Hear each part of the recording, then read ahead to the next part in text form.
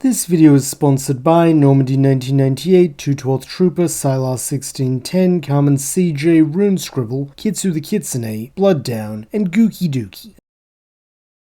Our tale begins on Cybertron, with Jack and RC having just made their way through the Decepticon space bridge. However, this is not a social visit to the Blue Bike's homeworld, as they're on a mission of the utmost importance, to reach Vector Sigma and recover the lost memories of Optimus Prime, who following his battle with Unicron has reverted to his old self, Orion Pax, and resumed his place as a disciple of Megatron, just as he was before the war. Following the key to Vector Sigma, which Prime had entrusted to Jack before the battle, the pair head in the direction of Kaon, with this being the last place anyone would expect to find the Great Computer, considering it was once the site of gladiatorial blood sports, and later Megatron's capital during the Civil War. Nonetheless, knowing the time is of the essence, the pair speed onwards, though it seems they're not the only ones on the move, as having detected the Decepticon space bridge signal in the jury-rigged sensors, one among their number was able to throw together from what was left behind. A group of rough-necked bots are also in hot pursuit, curious if this is their great enemy coming out of hiding to call for reinforcements at long last. For the countless cycles since the fall of Cybertron, these four warriors have roamed the dead world, living only for each other and their shared purpose, to find and kill Shockwave for what he took from them, and perhaps at last that day has finally come.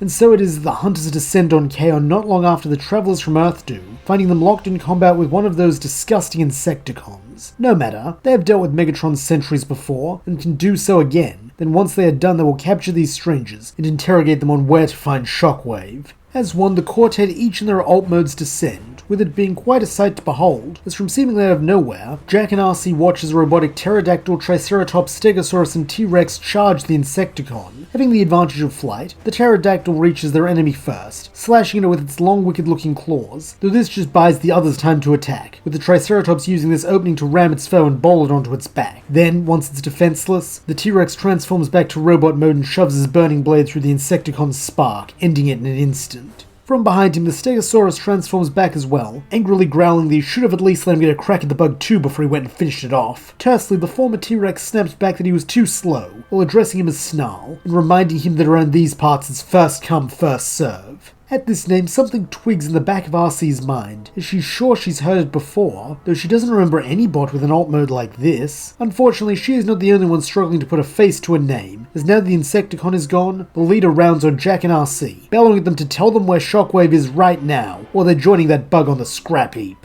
Gearing up for a new fight, the two-wheeler states that he's dead, and that she killed him, having shot him through the optic and left him trapped in a collapsing space bridge last time she was here. A claim that makes the leader snort with doubtful derision, though in contrast, the Triceratops, who was also transformed back into bot mode, tells his boss that this would explain why they've never been able to find a trace of the Cyclopean sack of scrap. However, this support is far less interesting to RC than what the Triceratops calls his leader, Grimlock. As while she may not remember every member by name, she can hardly forget the captain of the infamous Lightning Strike Coalition force. Speaking up, the two-wheeler states that she never knew what became of Grimlock or his forces after the fall, revealing that she's part of Optimus Prime's team, and that she and her partner are on a mission to help him recover his memories, since they were lost as part of the battle with Unicron. Haughtily, Grimlock scoffs that of course Prime's gotten himself into trouble again and needs someone else to bail him out, since he's always been too weak and too soft to be an effective leader, all the while arrogantly claiming that if he were there, he'd have beaten the Chaos Bringer without having to give up his memories. From the look on Jack's face, it is clear that he wants to scream at the big oaf and defend Optimus, though knowing better, RC gently shakes her head, before stating that of course Grimlock's right, since everyone knows he was one of their mightiest fighters, so she would be incredibly grateful if he and his allies would help her rescue Optimus. A sly smile forming on her face, as she claims that he would surely be in their debt if they did. Liking the sound of Prime owing him one, Grimlock gruffly nods that they will help, while beside him the final member of his group to return to bot mode, the Pterodactyl, smirks that it's not like they've got anything better to do with Shockwave 6 feet under.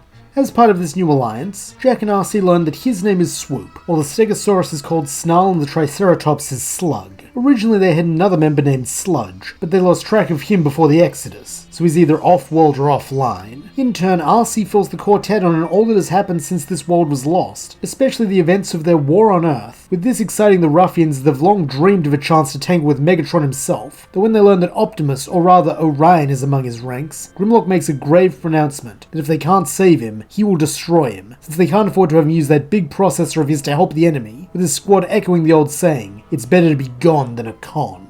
Due to the Insecticon having been summarily dealt with, RC is able to accompany Jack down into Vector Sigma's chamber this time, as are their new allies, which is a welcome change, as like in canon a swarm of scraplets invade and attempt to consume everything. Thankfully, Jack does not have to fight them off alone, with the bots instructing him to focus on recovering Optus's memories, while they hold the line. During this time, Grimlock reverts to T-Rex mode and shows off his flame breath, melting the little pest down to slag before they can even get close, and proving that fire works just as well as freezing. With this sorted, all there is to do is wait. Then when the data transfer is complete, the allies prepared a space bridge back to Earth for the tricky part of the mission, capturing Orion long enough to restore his lost memories. However, when they radio Ratchet to inform him they're inbound and bringing extra friends, they receive no response, with this tipping RC off to the fact that something is amiss, with the most likely reason being that the Decepticons reclaim the space bridge, though the only reason they would do so and then open it up for them to return is if it's an ambush. Relaying this to the British bunch, the Blue Bike instructs them to use caution, since they'll need to find a way around this trap, though smirking maliciously, Grimlock retorts that this isn't really what his squad does, instead preferring to bust through any obstacle that stands in their way. To prove this point, he then charges through the portal as fast as his T-Rex legs will carry him, a ferocious roar on his mechanical lips as he pounces and bites down the first thing within range. As it turns out, this is Megatron's arm, which had been extended in preparation to finish off the ones carrying Optimus's memories and thus end the lineage of the Primes. Not long after this, the other members of Grimlock's crew follow after him, but before they can join the fight, their boss orders them to stay back, barking that he's already engaged the Chief Con, so they're not allowed to have a go until he's at his fun.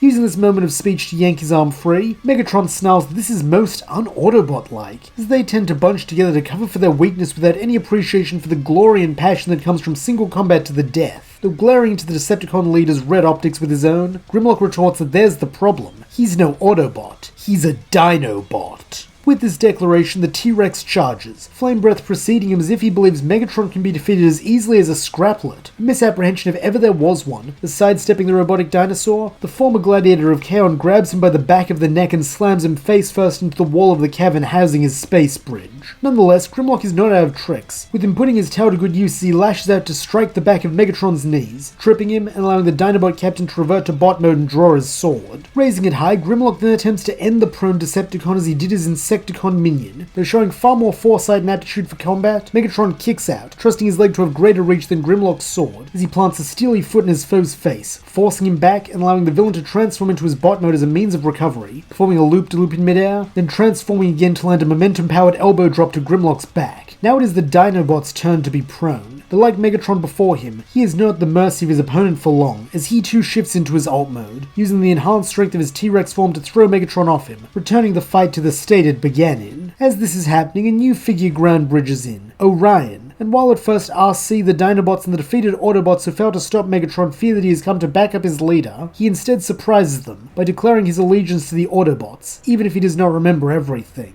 Seeing his chance, Jack then rushes over to the truck bot and fulfills his mission, with this bringing an end to Orion Pax once again, so that Optimus Prime may be reborn. Now fully himself, Optimus advances on his ancient enemy, who is still locked in combat with Grimlock, and while the Dinobot does not appreciate the interruption, ordering Prime to stand back or he'll scorch him with his flame breath too, Megatron likes it even less, as his battle intelligence tells him that this is a fight he cannot win. As a result, he has Soundwave create a ground bridge so that he may flee, though as he goes, he vows to have his revenge on them all.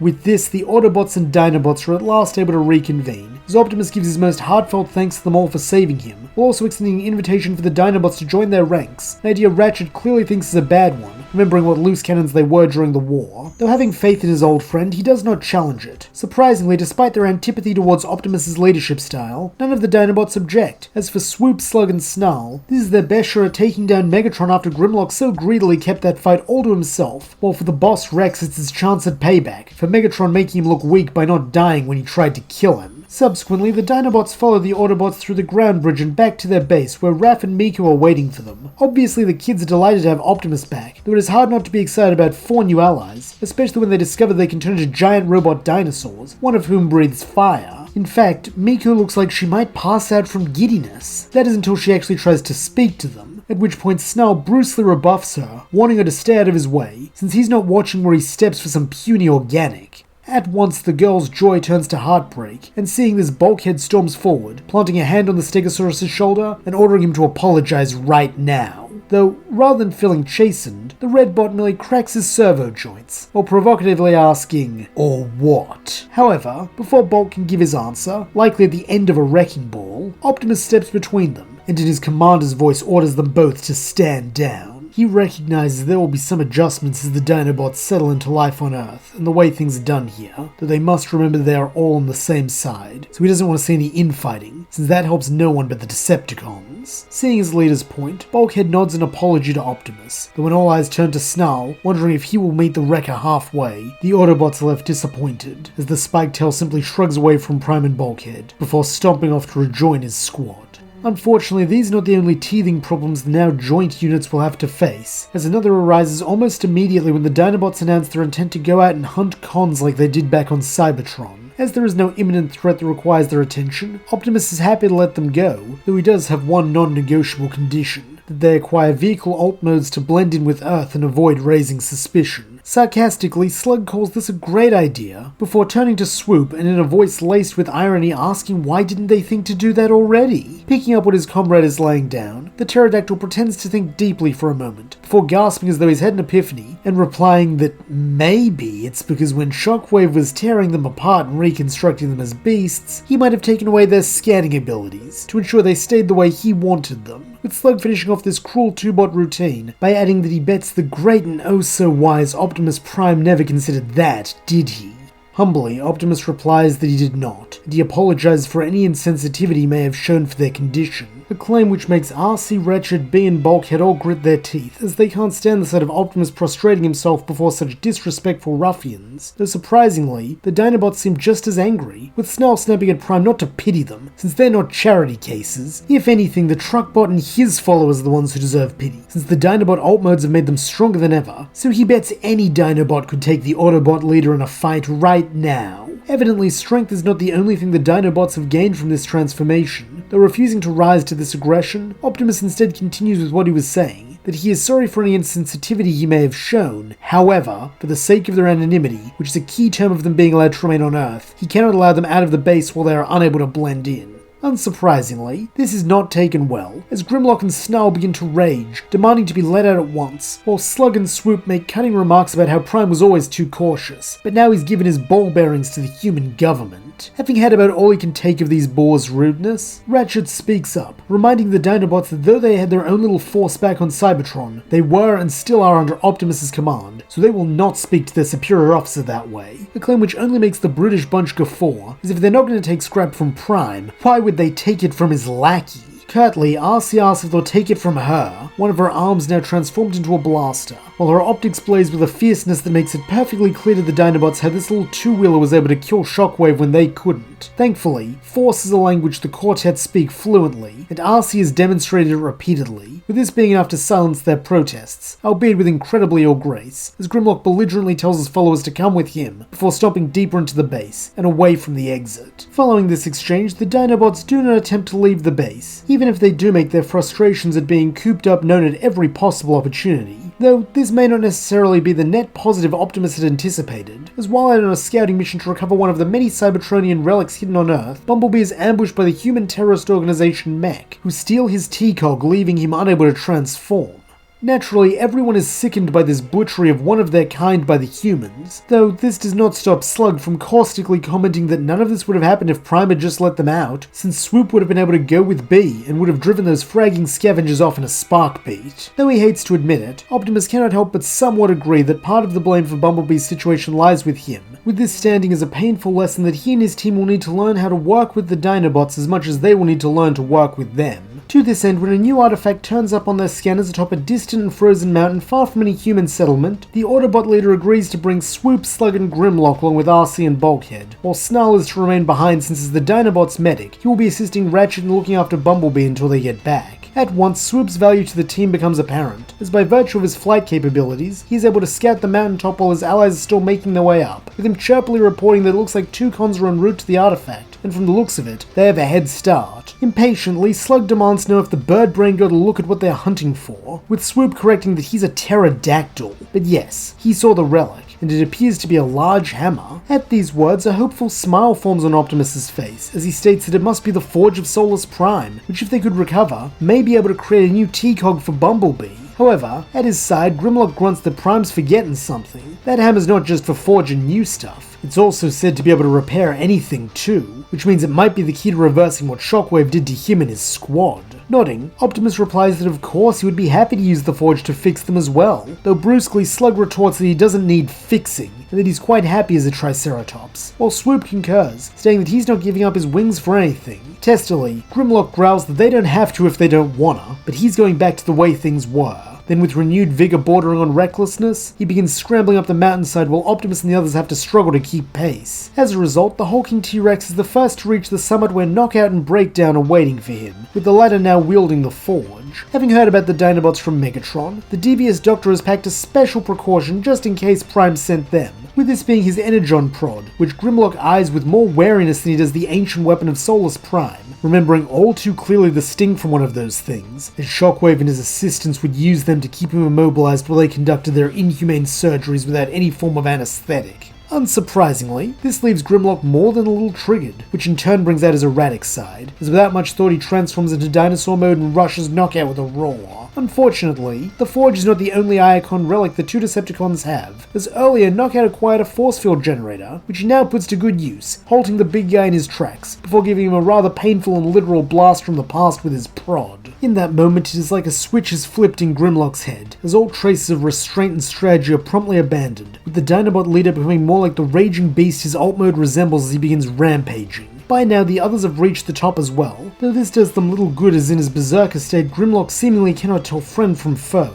Recognizing what has set their leader off, Slug and Swoop inform the others, with this earning a deeply empathetic sigh from Optimus, who states they must subdue Grimlock without hurting him, as he has already suffered enough. To this end, he instructs Slug and Bulkhead to help him grapple Grimlock, while RC and Swoop try to recover the Forge from the Decepticons. Unfortunately, it is too little too late, as while Swoop is able to fly over the shield generator in pterodactyl mode and wrap his claws around the Great Hammer's handle while attempting to pull it free of Breakdown's grip, he simply is not strong enough, with the situation only getting worse when Megatron himself ground bridges in and shoots the flying Dinobot out of the sky. Sneeringly, he then taunts that Optimus really ought to keep a tighter leash on his subordinates, before he and his depart through the portal, making this an unmistakable victory for the Decepticons. By now, the team have managed to subdue Grimlock enough that he has begun to calm down, though this is almost completely undone when he sees the cons escaping, as he briefly erupts in a fit of rage, before ultimately settling down and transforming back to bot mode, a bitter scowl on his lips. No one speaks as they ground bridge home, as RC and Bulkhead both blame Grimlock for their failure to recover the Forge, since if he were less of a renegade, they would have been able to defeat Knockout and Breakdown, while in turn the Dinobots all see that their failure, since they're not used to losing yet have done so twice to Megatron now. However, not everything is doom and gloom, as when the team arrive back at base, they see Snarl conducting a T-Cog transplant on Bumblebee. Initially, they believed that Ratchet had convinced the Dinobot medic to put his into B out of guilt for failing to save his voice box, though to their shock, the Spike Tail reveals that this is Bumblebee's own T-Cog, and that while the others were away, that human agent contacted them with the location of a mech outpost housing all their stolen Cybertronian parts. Figuring this was their best shot at getting the cog back, the two of them ground bridged in, and he's impressed to say that while B may just be a scout, he fought like a true warrior, keeping up with him in his Stegosaurus mode. In his deep sonorous voice, Optimus replies that he is happy to hear they are able to retrieve Bumblebee's T-Cog and hamper Mech's operations, though he must ask, how did they activate the ground bridge? However, this just makes Snarl grin crookedly, as he replies that while he may look like a brute, before the war he was an engineer, so using a simple ground bridge was Protoform's play for him, as was this operation, with this giving Optimus much to think about, as he still has much to learn about the Dinobots and how to properly utilize their talents, as it is clear they are highly capable, under the right circumstances. Unfortunately, this also means they can be an incredible hindrance in the wrong ones, such as when Wheeljack returns to Earth on the tail of the Decepticon Dreadwing, who has come to renew his oath to Megatron. It's like the Dinobots, Jackie has no great love for Optimus or the way he does things. This immediately puts him in good standing with Grimlock and his friends, as while one group are shock troopers and the other Black Ops, they're able to see the clear similarities between the Wreckers and the Lightning Strike Coalition force, and so reminisce about the trouble they got up to during the war. In fact, this bond of fraternity is even able to extend to Bulkhead, with he and Snarl agreeing to bury the hatchet from the day the Dinobots arrived, as the Stegosaurus joins the Wrecker team for a game of 3-a-side lobbing. Unfortunately, before a winner can be decided, Ratchet busts up the party, reminding the group of large lats they have humans underfoot, with Bulk agreeing and apologizing to both the Doc and Miko. A little disappointed at his buddy's seeming domesticity in contrast to the Dinobots, Wheeljack begins to spend more and more time with them and less with Bulkhead during his stay at Autobot Outpost Omega-1. As a part of this, he learns of Optimus's refusal to let them out unless it's somewhere the humans can't see them, and viewing this as more of Prime's stupid rules, he agrees to smuggle them out when he goes to answer Dreadwing's challenge.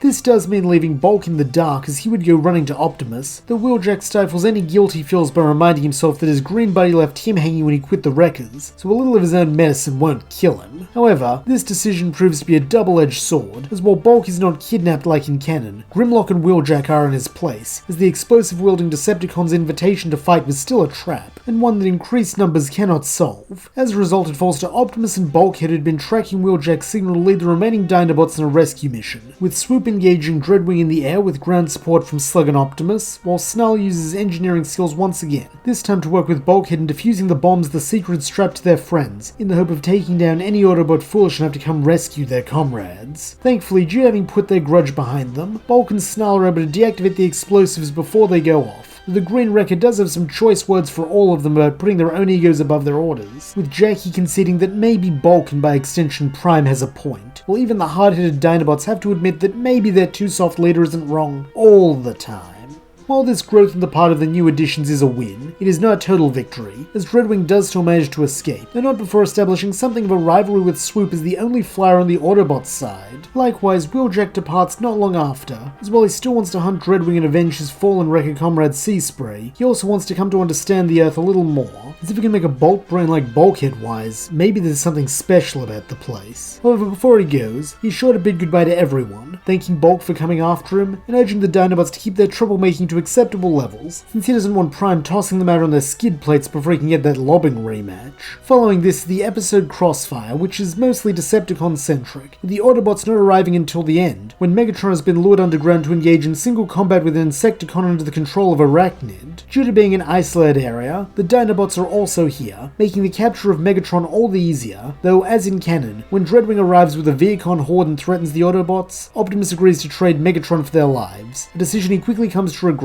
as Megatron still has the Vehicons attack the heroes while he and Dreadwing escape. Naturally, this infuriates the Dinobots, though Grimlock most of all, as he vents his rage on the Vehicons, melting some with his flame breath while biting others in half. However, they're not the only targets of his ire, as once they're all back at base, he pins Optimus to the wall, roaring that he's too weak to be a leader, since if they'd just attacked the Vehicons rather than trying to cut deals with the cons, they'd have Megatron and Dreadwing as prisoners now. Grimly, Optimus agrees that it was a mistake to assume that Megatron would honor their bargain, though he will not apologize for attempting to minimize conflict and casualties, as while he knows Grimlock doesn't understand it, that is a form of strength far greater than any physical might. Scoffing arrogantly, the T-Rex calls this soft-hearted nonsense, with his comrades doing the same, though perhaps out of gratitude for their previous outing, or because they have enough sense to see that it's pointless, they do not escalate the matter beyond that. From here, a lot of events begin lining up with canon, as due to the Nemesis Prime incident occurring in a military base, the Dinobots are not allowed to get involved, while likewise they are excluded from Bulkhead's solo adventure and the children's stealth mission to recover the Iacon files aboard the Decepticon warship. However, as a result of acquiring said files, the Dinobots are at last given a mission of their own when the Autobots are split into teams as they race the Decepticons around the world to see who can retrieve the relics first. Specifically, they're assigned to retrieve an unknown relic in a volcanic region far from civilization, meaning they can act without fear of being seen, just how they like it. Unfortunately, just because they're allowed to cut loose doesn't mean this will be an easy mission, as right off the bat when they locate the object, they find that it's a batch of highly lethal toxic energon or toxin, which they now must destroy rather than retrieve, since there is no way to safely store it back at base, and leaving it would just allow the cons to convert it into a bioweapon that could wipe them all out. Speaking of the Decepticons, due to having figured Optimus would assign the Dinobots to the most distant reading, Megatron himself has decided to go after this one, though he is not alone, as due to the events of the episode Armada having gone like canon, he now has command of Arachnids and Insecticons, including the fearsome fighter Hardshell. As a result, it is the two of them who close in on the Dinobots and their prize, forcing Grimlock to give a command that sickens him to his spark: run,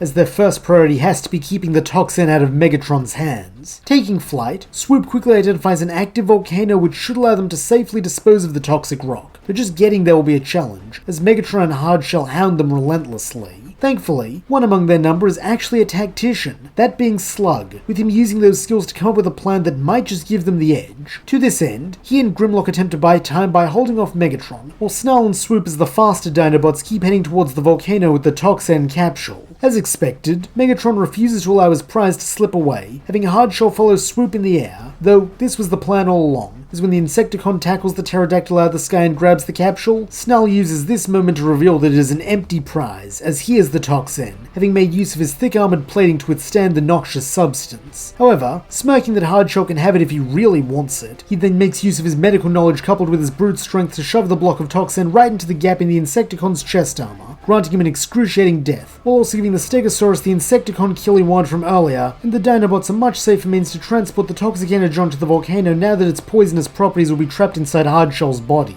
Meanwhile, Grimlock and Slug, as the most offensively oriented members of the squad, continue their fight with Megatron, with the Decepticon leader discovering that while he could go toe-to-toe with one Dinobot, two at the same time is another matter, as they demonstrate their unique combat abilities to put him on the ropes. This includes Slug slamming into the villain with his armored head for a level of force even the former Gladiator is unaccustomed to, while Grimlock uses his burning breath to fuse several of Megatron's panels together so that he cannot transform into a Cybertronian jet mode and get the jump on him like last time. As a result, it is not long before the feared Conqueror is brought to his knees, and while Grimlock does consider executing him, Slug has a better idea, suggesting his boss should do what Prime couldn't, and bring Megatron back as a prisoner, since then everyone would see who the better leader is. Grinning menacingly as he reverts back from his T-Rex form, Grimlock agrees, forcing the red-eyed Decepticon to his feet at blade point, while Slug stands ready to skewer him with a horn if he tries anything funny. However, Megatron does not resist, waiting silently as Swoop reports in a few moments later, confirming they've thrown Hardshell and the Toxin into the volcano, ending their threat. Seeing no reason to hang around this barren wasteland any longer, Grimlock then has Snarl contact base and inform them to prepare a ground bridge and any restraints they have on hand, since the Dinobots are coming home, and they've got a far better prize than any other away team.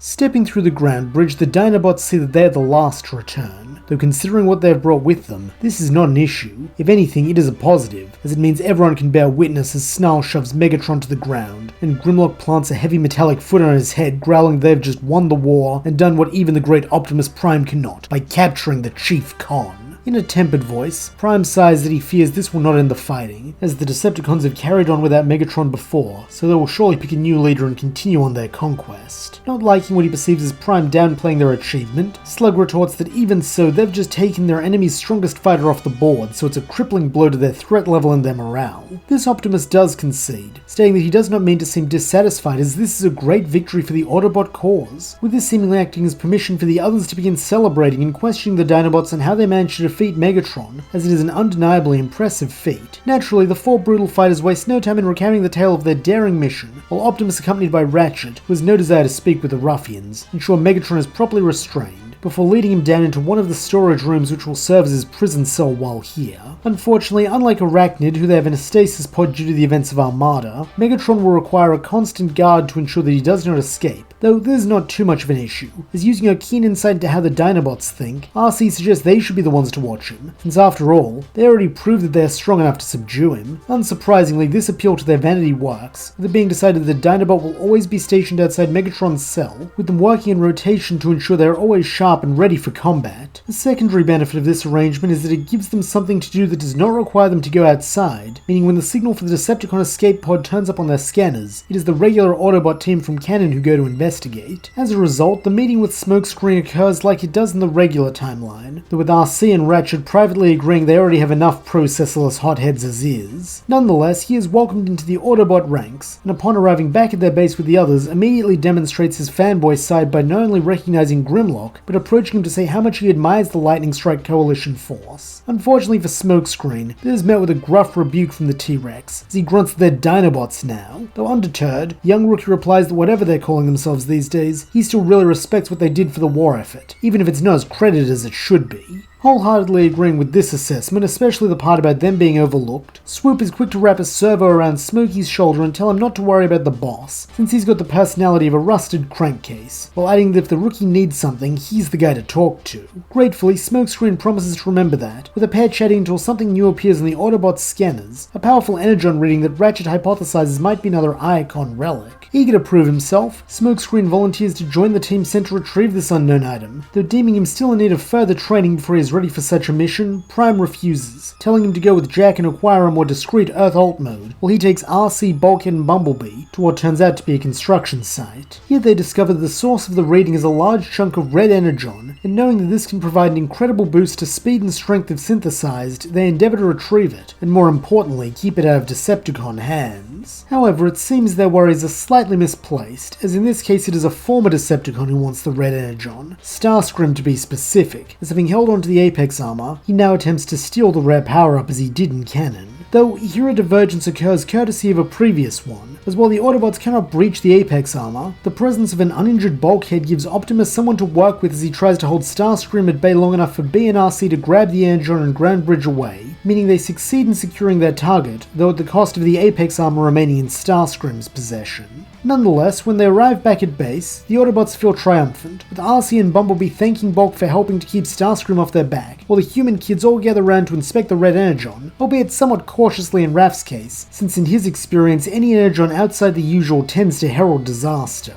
Meanwhile, RC questions Jack on how his alt mode hunt with Smokescreen went, though to her surprise, the human boy explains they never went, since Smokescreen instead chose to spend his time with the Dinobots getting a first-hand look at Megatron. Evidently, this does not please the Blue Bike, as that was a direct order from Optimus. Though cutting him a bit more slack, Bulkhead reasons that Smokey's a green rookie who doesn't know better, so it stands to reason he'd want to see the bot he's been told is evil incarnate since he was a protoform, saying that she supposes RC does not press the issue, though she does urge Jack to do the responsible thing and make sure Smokescreen gets that Earth alt mode soon, for the sake of the team's anonymity. Following this, Ratchet sets to work on synthesizing the red energon into something useful, with it coming as a great surprise that Snarl offers to help, albeit in a brusque, aggressive way, since he is both a medic and engineer, so if anyone can get that stuff in working order, it's him. Admittedly, this is less born out of altruism and more a desire to transform himself and his teammates into even stronger and faster killing machines, though help is help, with the pair making good progress, so that soon they have what appears to be a workable prototype. However, this is where trouble arises, as while Snarl figures that he or one of his fellow Dinobots should test it out, Ratchet is adamant that this not be used frivolously considering what happened when he tested Synthan on himself. Angrily, the Spike-Tail demands to know why Ratchet gets final say when they worked on this together, though if anything, the answer he gets only leaves him more agitated, as in an officious tone, Ratchet explains that he is still Chief Autobot Doctor and Science Officer. Seeing that this is only nanocycles from devolving into violence, Optimus chooses this moment to step in, backing up Ratchet while stating that for now, no one will be using the red energon. Unsurprisingly, this earns mutinous remarks from the Dinobots who feel as though they have been robbed, though when Optimus does not back down, Grimlock scoffs that they don't need the augmentation anyway before storming off. Meanwhile, on the Decepticon warship, they have been offered a boost of their own in Silas, now fused into the body of Breakdown. Figuring he can provide the cons with something no one else can, the former mech leader is confident that his proposed alliance will be accepted, though there is one thing he had failed to account for. He is not dealing with Megatron, but instead Dreadwing, who is assumed to act in command of the Decepticons until his lord can be recovered. As a result, the Honorable Seeker has no desire to deal with an organic who would desecrate the remains of his comrade Breakdown, and so gives him to knockout when the Doctor requests the right to torture and experiment on him, with his just but merciless ruling going a long way to raise his esteem in the eyes of the other Decepticons. Not long after this comes the episode Legacy, where Dreadwing's leadership in contrast to Megatron's is highlighted once again, though not to the con's benefit this time, as when Dreadwing finds the rock face with the Starsaber and he does not think to steal the rock itself as Megatron does. Instead, he focuses on pulling it out, as he doesn't understand what it is or why it will not respond to him, meaning that when the Autobots arrive, Optimus has an easier time pulling the sword from the stone, and in doing so proving his worth as a Prime, before driving the Decepticons off without issue. However, kicking Con's skid plate is not the only thing the Starsaber is good for, as once Optimus and the others are safely back home, the blade begins to glow,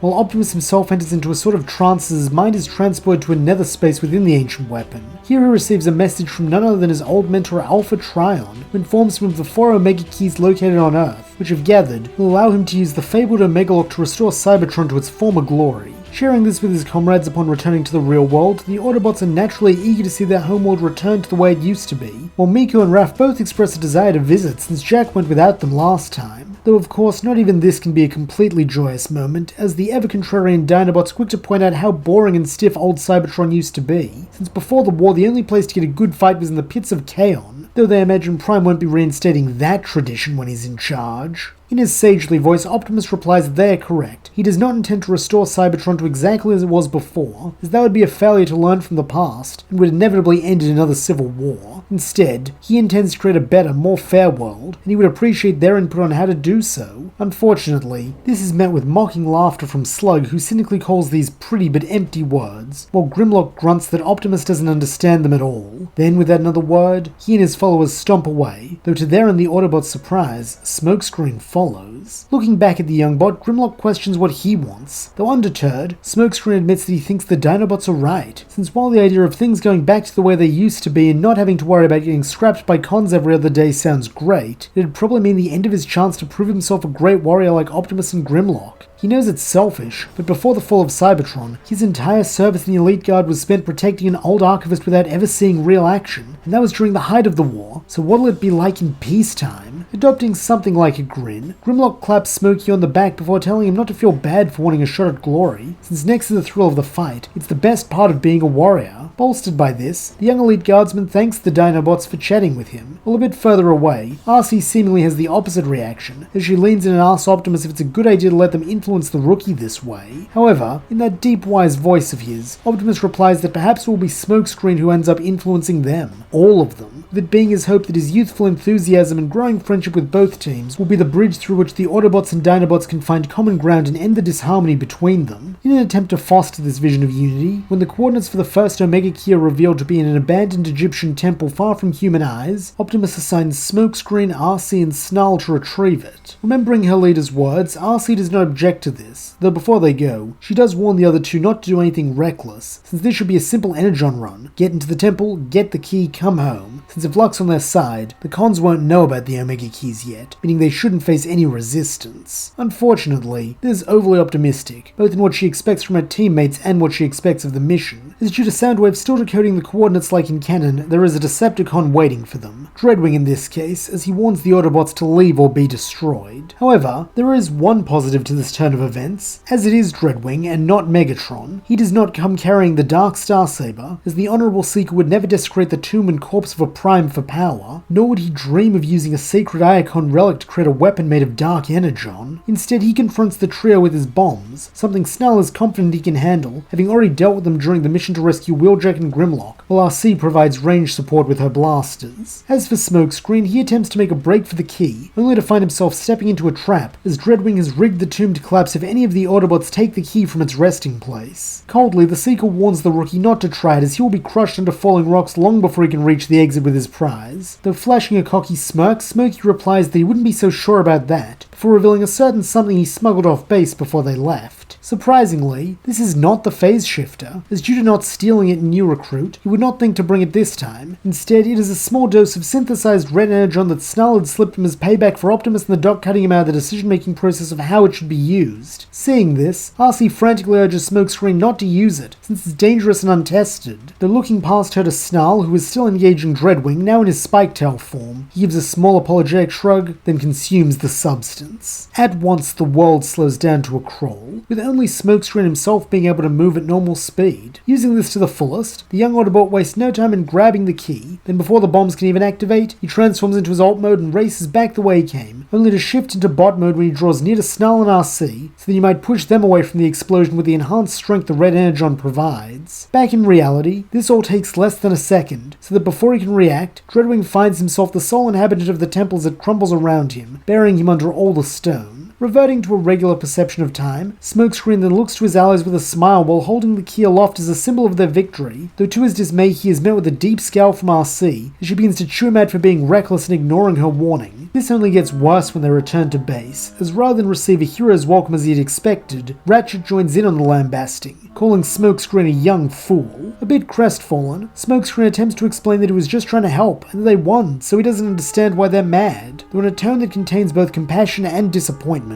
Optimus replies that the issue is not the result, nor the intention, but the decision to put everyone, including himself, at risk, since had things not gone so well, Smokescreen might have caused himself and his comrades to rejoin the Well of All Sparks prematurely. Nodding as he can see Optimus's point, Smokescreen goes to apologize, though before he can, Grimlock butts in, pulling the kid away and grunting that he shouldn't listen to Prime's nonsense. He had the guts to take a risk, so what needed to get done got done. That's what real leaders do, and that's what Smokey proved himself to be today. The others just don't understand that since they're too used to Prime's soft style of leadership. Though Smokescreen doesn't like thinking poorly of Optimus, as he still looks up to the blue and red bot, what Grimlock's saying, much like what Optimus said, makes a lot of sense to him, so that as he makes his way over to join the Dinobots, he tamps down any conflicted feelings and doesn't look back at his other comrades. Unsurprisingly, this quickly becomes a pattern, with the rookie spending more and more time in their company, to the point that before long he is inducted into their guard rotation, more or less making him an honorary Dinobot. Meanwhile, Ratchet continues work on the Red Energon project alone, as he does not trust Snarl anywhere near it after what he pulled in Egypt. This does slow testing down a bit, but in the Docbot's eyes, it is worth it for the added security, with therefore giving him an immense sense of pride when a few weeks later, he is able to announce that he believes the formula he's concocted is ready for a field test. After much debate in which the Dinobots furiously advocate for themselves to be the test subjects, it is ultimately decided that Optimus himself will be the one to go, since he would not ask any of his allies to do something he would not do himself. To this end, when the second key is located by the lake, the heroic Truckbot has Ratchet infuse him with the Red Energon. Then when the ground bridge is activated, he speeds off. To Optimus's pleasant surprise, it is exactly as Smokescreen had said, with the seeming time dilution meaning he can race to grab the key and return through the portal before it even closes, all the while leaving Knockout unaware that he was ever there to begin with. Upon his return, Optimus receives the hero's welcome Smokescreen had expected. With this somewhat frustrating the young rookie as he cannot see why the situations are different. Though still being his eager to please easygoing self, he doesn't let this keep him down for long, instead briefly stepping away from his Dinobot friends so that he might join in on hailing his leader's victory while silently vowing that next time they find a key, he'll be the one to claim it, and this time, he'll make them all proud of him. Unfortunately, this does not come to pass, as when the third signal is detected a few hours later, Smokescreen is denied his request to join the mission, with Optimus explaining that following his insubordination during the first key hunt, it would be best if he stayed back until he has acquired greater discipline. Petulantly, the young elite guardsman protests that he does have discipline, though it seems Prime's mind is made up, as he states that they will discuss it later, before telling Bumblebee and Bulkhead to transform and roll out. Due to recognizing their Red Energon supply is a limited resource they cannot replenish, the pair do not start the mission with it, instead being given a dose each to use at their discretion if the need arises. While Bumblebee is certainly tempted to use his right away as he loves going fast, he is seasoned enough to recognize the danger and remembers the incident with Mech in his T-Cog. As a result, he simply relies on his already considerable speed to serve as lookout, while Bulkhead engages Dreadwing when he arrives not long after. Fortunately, this is enough, as while in canon Smokescreen would be blindsided by Starscream here, B has the benefit of scout training to increase his awareness, not to mention Starscream doesn't have Red Energon at his disposal. Subsequently, the yellow speedster is able to recover the third key, putting the Autobots at 3 to the Decepticons 0, while both Starscream and Dreadwing separately curse their recent fortunes. However, someone who most certainly does not is Megatron, as he has bided his time since his capture, carefully awaiting the right moment to escape and lay claim to all the Iacon relics for himself, with it seeming as though now is the ideal time, having overheard those idiotic Dinobots loudly discussing the acquisition of the third key outside his cell. Knowing he will only get one shot at this, Megatron shrewdly waits until the next time the weakest of his guards, the rookie Smokescreen, is assigned to stand sentinel over him, before making a show of straining against his bindings. As expected, the young Autobot demands to know what Megatron is doing, and when he receives no answer, he makes the brash decision to try and subdue the prisoner himself by stepping into the cell, his blaster pointed at the con leader's spark chamber. However, this attempt at heroics will be the most costly mistake Smokescreen ever makes, as demonstrating why he was the greatest gladiator the Pits of Chaos ever produced. Megatron deftly swings his manacled hands into the elite guardsman's blaster, knocking it aside, and allowing the warlord to follow up with a double-fisted hammer blow to the top of Smokescreen's head that knocks him to the ground. To the Autobot's credit, he is able to roll out of the way of the stomp that follows, which otherwise would have taken him offline, but before he can get fully back to his feet, Megatron lunges forward and shows that even without the ability to fire, his arm cannon is still a dangerous weapon, as he rams it through Smokescreen's chest, caving it in and extinguishing his spark, while proving once and for all that even chained, he is still the Dominator and the Destroyer. Looking down with cold contempt at the Autobot's lifeless body, Megatron scans for any trace of the key to his manacles, though to his surprise, he finds something more, a strange key nestled in his chest cavity which somehow survived the fatal blow. Being as shrewd as he is cruel, the Decepticon warlord has no trouble surmising that this must be the final Omega key, and while he is baffled as to how this upjumped protoform would have it, he does not care, taking possession of it once he is freed of his shackles. Now all that remains is to claim the other keys and the relics, though unfortunately for Megatron, his fight with Smokescreen did not go unnoticed, with it drawing all 4 Dinobots along with Prime, Ratchet, and RC. Due to still being unable to fly thanks to the damage inflicted on him by Grimlock's flames, Megatron has no choice but to make a tactical retreat while attempting to hold the Autobots off with his cannon now that it is no longer locked. However, even with this weapon he stands little chance, not when Optimus and Grimlock see what has become of Smokescreen, with this allowing the pair to briefly put their differences aside and charge down the Decepticon leader, their two swords casting an orange and blue glow on the walls. Against such a pair it does not take long for Megatron to be subdued, but this also means it does not take long for disharmony to re-emerge, as once the Decepticon is returned to his shackles, Grimlock attempts to take his head, only for Optimus to block his blade with his own, declaring they can't summarily execute him like this, not when he's an unarmed POW. Furiously, the Dinobot leader roars that he doesn't care, that piece of slag offline Smokey, so it's their duty to avenge him. Though standing firm, Optimus protests that vengeance solves nothing. The only fair way to decide Megatron's fate is to have him stand trial. Evidently, Grimlock does not agree, nor do the other Dinobots, and considering they have the numbers advantage currently, they figure they can push this, with Grimlock snarling that Megatron is their prisoner, not Prime's, and they're not about to let his weakness get in the way anymore. At these words, Swoop, Snarl, and Slug all begin advancing on Optimus, and while Ratchet and RC prepare to step in, they are stopped by a shake of their leader's head, as he tells them to focus on ensuring Megatron remains bound. He will handle this. He then addresses the three Dinobots attempting to menace him directly, stating they are on the same side, and there is no reason for them to resort to violence to solve this disagreement. However, this just earns him a grunt of derision from Slug, who reminds him of what Snarl said on the day they came to Earth. Any Dinobot can surely take any Autobot in a fight, so he sees why Prime's scared. But since he's in a generous mood, he'll offer him one of those compromises the Big Bot loves so much. Stand aside and let them show Megsy what happens when he messes with one of their own, and they won't kick his red and blue chassis first. Sighing deeply, Optimus replies that this is something he cannot do. Then as the Dinobots transform and begin to charge, he reluctantly engages his battle mask. As the fastest among the group, Swoop is the first to reach Prime's position, and figuring his aerial advantage will be all he needs to win this, he dives for Optimus's face with his talons extended. However, to his great surprise, he never gets anywhere near the Big Bot, as demonstrating the instincts of a seasoned warrior, Optimus changes his grip on the Starsaber so that he is holding the flat of the blade, while using the pommel like a quarterstaff to ram into Swoop's underbelly.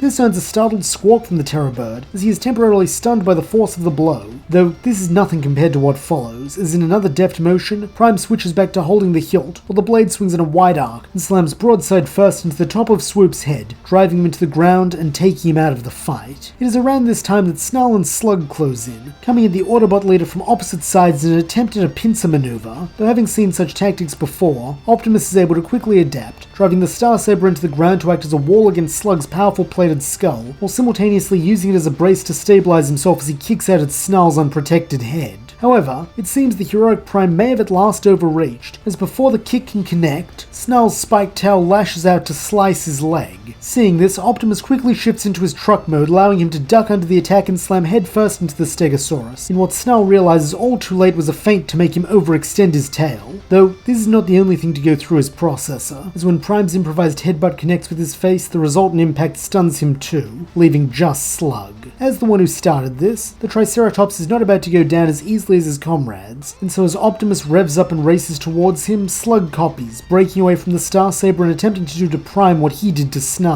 Though, as the rowdy Rampager will learn, he was never Optimus's target, as when the truck draws near, he leaps and begins transforming once again, soaring over Slug's head and landing beside the Starsaber which he pulls from the ground. Knowing that his hard head cannot penetrate the blade, Slug, as the group's tactician, does what neither of his cohorts thought to do and returns to bot mode as well, a primal roar on his metallic lips as he charges at Prime. In contrast, Optimus does not seem to react at all, simply readying his blade and waiting for Slug's attack. Though he is not waiting for long, as when the Triceratops draws near, he throws himself forward, his spiked forearms poised to shred through Prime's mask and the face beneath it. However, this too is a critical error, as with a simple motion, Optimus raises the flat of his blade in front of his face like a shield, causing Slug's attack to bounce harmlessly off, while also turning all his momentum against him. As a result, Slug is sent stumbling backwards, and seeing this as a prime opportunity to end things, Optimus hooks the hilt of the Starsaber around the back of his opponent's knee, causing him to topple over, while Optimus himself steps forward and places the tip of the blade against the fossilized fighter's chest to signify that he has defeated the Dinobots, and without leaving a scratch on any of them.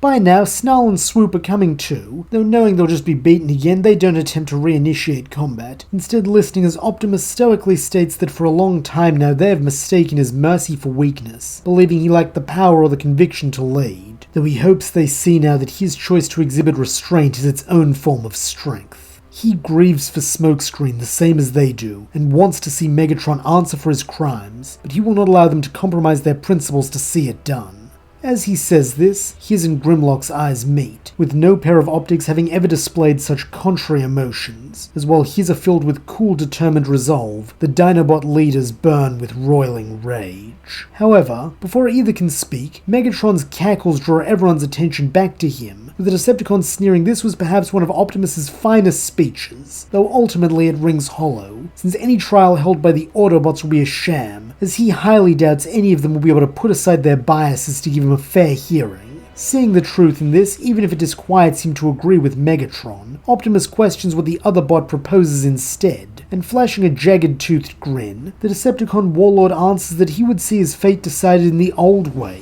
the oldest way, a trial by combat. At these words, brief sadness flashes in Optimus's optics as he surveys his mentor-turned-enemy, before agreeing that he will face him in single combat if that is his wish, though as Megatron had hoped, this is one too many perceived slights for Grimlock, who lets out an incensed bellow as he declares that if anyone will face the Chief Con, it's him, since he's still the strongest, and he was the one to capture Megatron. Smirking deviously, the former gladiator states that he accepts the Dinobots' challenge, that is unless Optimus objects, and recognizing that to refuse will simply further damage their already weak team cohesion, the Autobot leader gives a reluctant nod.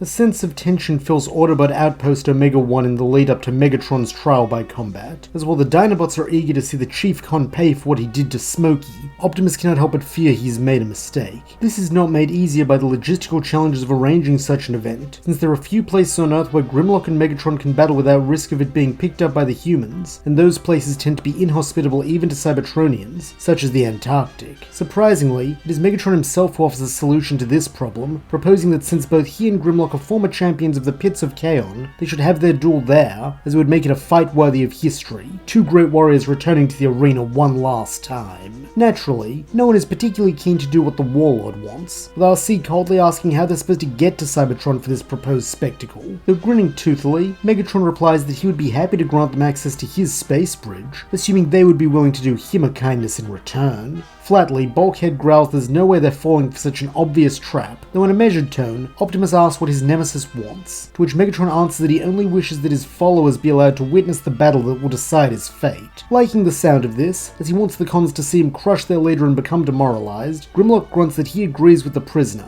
though sagely, Ratchet warns Optimus that even if the Dinobot is victorious, there is a chance Megatron will become a martyr for the Decepticon cause, and galvanize them into even further fighting, that is assuming the duplicitous bots don't simply scrap them the moment they arrive at the space bridge. In a solemn tone, Megatron assures him that this isn't an issue, since he promises on his pride as a warrior that he won't allow his followers to impede or interrupt the trial, with this surprisingly being enough for Optimus to agree, reasoning that if any of the old Megatronus still lives in Megatron, he will not break this oath and forsake his pride. This does, however, mean that more arrangements must be made, with Megatron giving Optimus a Decepticon radio frequency that he can use to contact Dreadwing, who will negotiate any further terms in his stead. Having faith in Dreadwing's honor and the fact that he would not risk his master's life by attempting a double cross, Optimus gets in touch with the acting Decepticon commander, with the pair working to establish a plan that will allow justice to be served without endangering either faction. After some difficult discussions, it is agreed that Optimus, Grimlock, Bulkhead, Snarl, and Dreadwing himself will escort Megatron to Kaon in advance, with the remaining bots from both sides joining them once they have secured the arena. Additionally, a promise is struck that neither side will seek retribution for the outcome of the duel, as both combatants are entering with full understanding of what it means. A fact that gives Optimus hope, as if Grimlock is victorious, perhaps Dreadwing will be amenable to further agreements, possibly even leading to peace, especially once Cybertron is restored. In truth, this is why Optimus actually agreed to the trial in the pits, as it grants him and his comrades a way to reach Cybertron safely, so they can seek out the Omega-Lock once the battle is done. However, it seems it won't just be his Cybertronian allies joining him, since Raph and Miko are insistent on going, having missed out on the first expedition to Cybertron, while Jack states that he doesn't trust this deal, so he wants to be there to watch RC's back. Having faith in his human friends, Optimus agrees, as he feels they deserve to see a reborn Cybertron after all they've done to help it come about, though for now, his attention must be on Megatron, as when the prearranged day arrives, he and the other guards begin the process of escorting their prisoner. Still fearing a trap, every precaution is taken, including cuffing Megatron's hands to each other and to Optimus and Grimlock, though shockingly, the Decepticon leader is on his best behavior, exhibiting no resistance as he is led through the space bridge and out into the familiar streets of Kaon. There, as it has been for centuries, stands the statue of Megatron as the champion, and as Megatron looks up at his own stone visage, he smiles. As per the terms of the trial, once Megatron is secured in his cell beneath the pit, Snell begins working on his repairs, fixing the damage he took during his capture and recapture, all the while the Gladiator goads him, asking how he and his misshapen squadmates will feel when he lops off their fool of a leader's head in front of all his Decepticons. As he had hoped, this causes Snell to almost transform out of sheer anger, though by channeling all his self-control he resists, with this being all Megatron needs to see.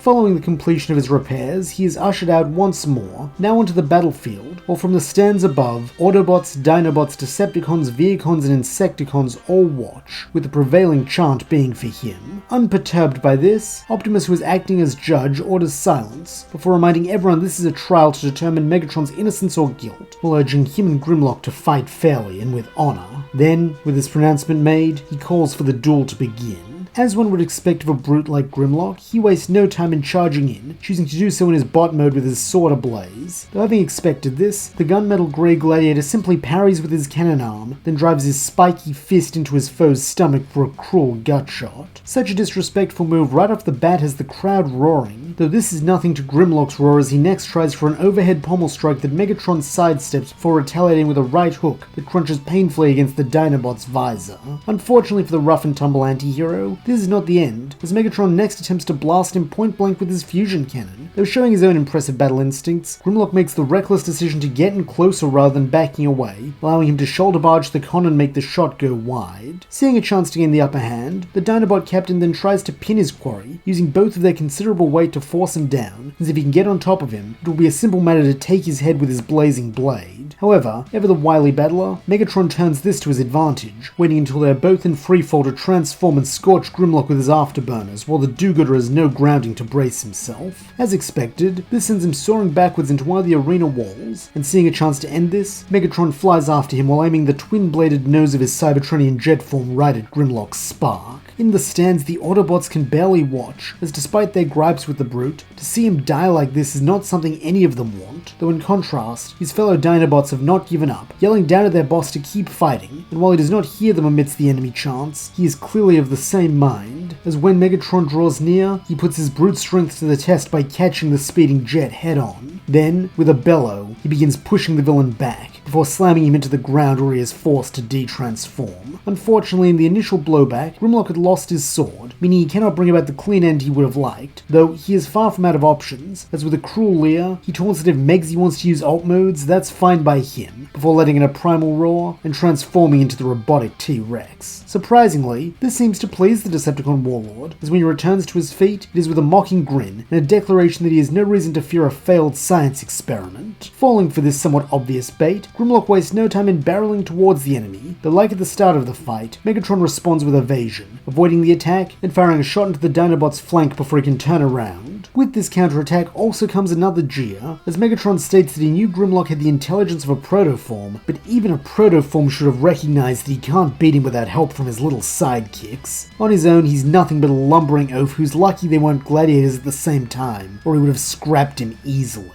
To the shock of no one, this flurry of verbal jabs incenses Grimlock, who charges at Megatron once again, this time while belching flame from his open maw. Though having seemingly been waiting for exactly this, the gunmetal gladiator leaps over the torrent and Grimlock's head, only to land safely on his back. However, this does not mean he's out of harm's way, as using Snarl's signature move, the Dinobot leader lashes out with his tail in an attempt to skewer Megatron from behind, though this does not go to plan, as using his own well-honed instincts, the villain grabs the tail with one servo, and then proceeds to crush it, earning a pained roar from Grimlock. Though he isn't roaring for long, as having achieved exactly what he set out to do, Megatron uses his other arm to plant his cannon against Grimlock's skull and fires. Such a blow to the processor would surely kill a weaker bot, though even the mighty Grimlock is not immune, as he is stunned and sent crashing face first into the ground. Even in spite of this, he does make one last attempt to transform and get up, though by now Megatron has planted his fusion cannon against his head once again, as he growls that now the brute can see the difference between them. Grimlock's rage is a weakness, since it makes him rash and easy to control, whereas his anger and hate give him strength and focus, and after his recent humiliations, he has boundless anger and hate. Recognizing the truth in these words, as well as the fact that Dinobot leader has been defeated even if he is too proud to say it, Optimus calls an end to the trial, and reluctantly states that Megatron is free to go. However, rather than returning to his followers to relish this victory, the Decepticon leader stays exactly where he is, his cannon arm still pressed against Grimlock's processor, as he states that here in the pit, the fate of losers is to be scrapped, though he is willing to be magnanimous and spare his vanquished foe in exchange for the Omega Keys, and Optimus's guidance on where to bring them. At once, all optics fall on Prime, as they wait to see his decision, though in truth, there is no question for Optimus, as in spite of his personal feelings towards Grimlock, he is a comrade, and he refuses to allow any more comrades to die when he has the power to prevent it. Seeing this in his former protege's expression, Megatron's face splits into a twisted grin, then as the red and blue bot descends to the arena floor with the keys in hand, the Decepticons, Vehicons, and Insecticons are ordered to round up the heroes and see they're kept secure, until Megatron can decide their fate. And speaking of,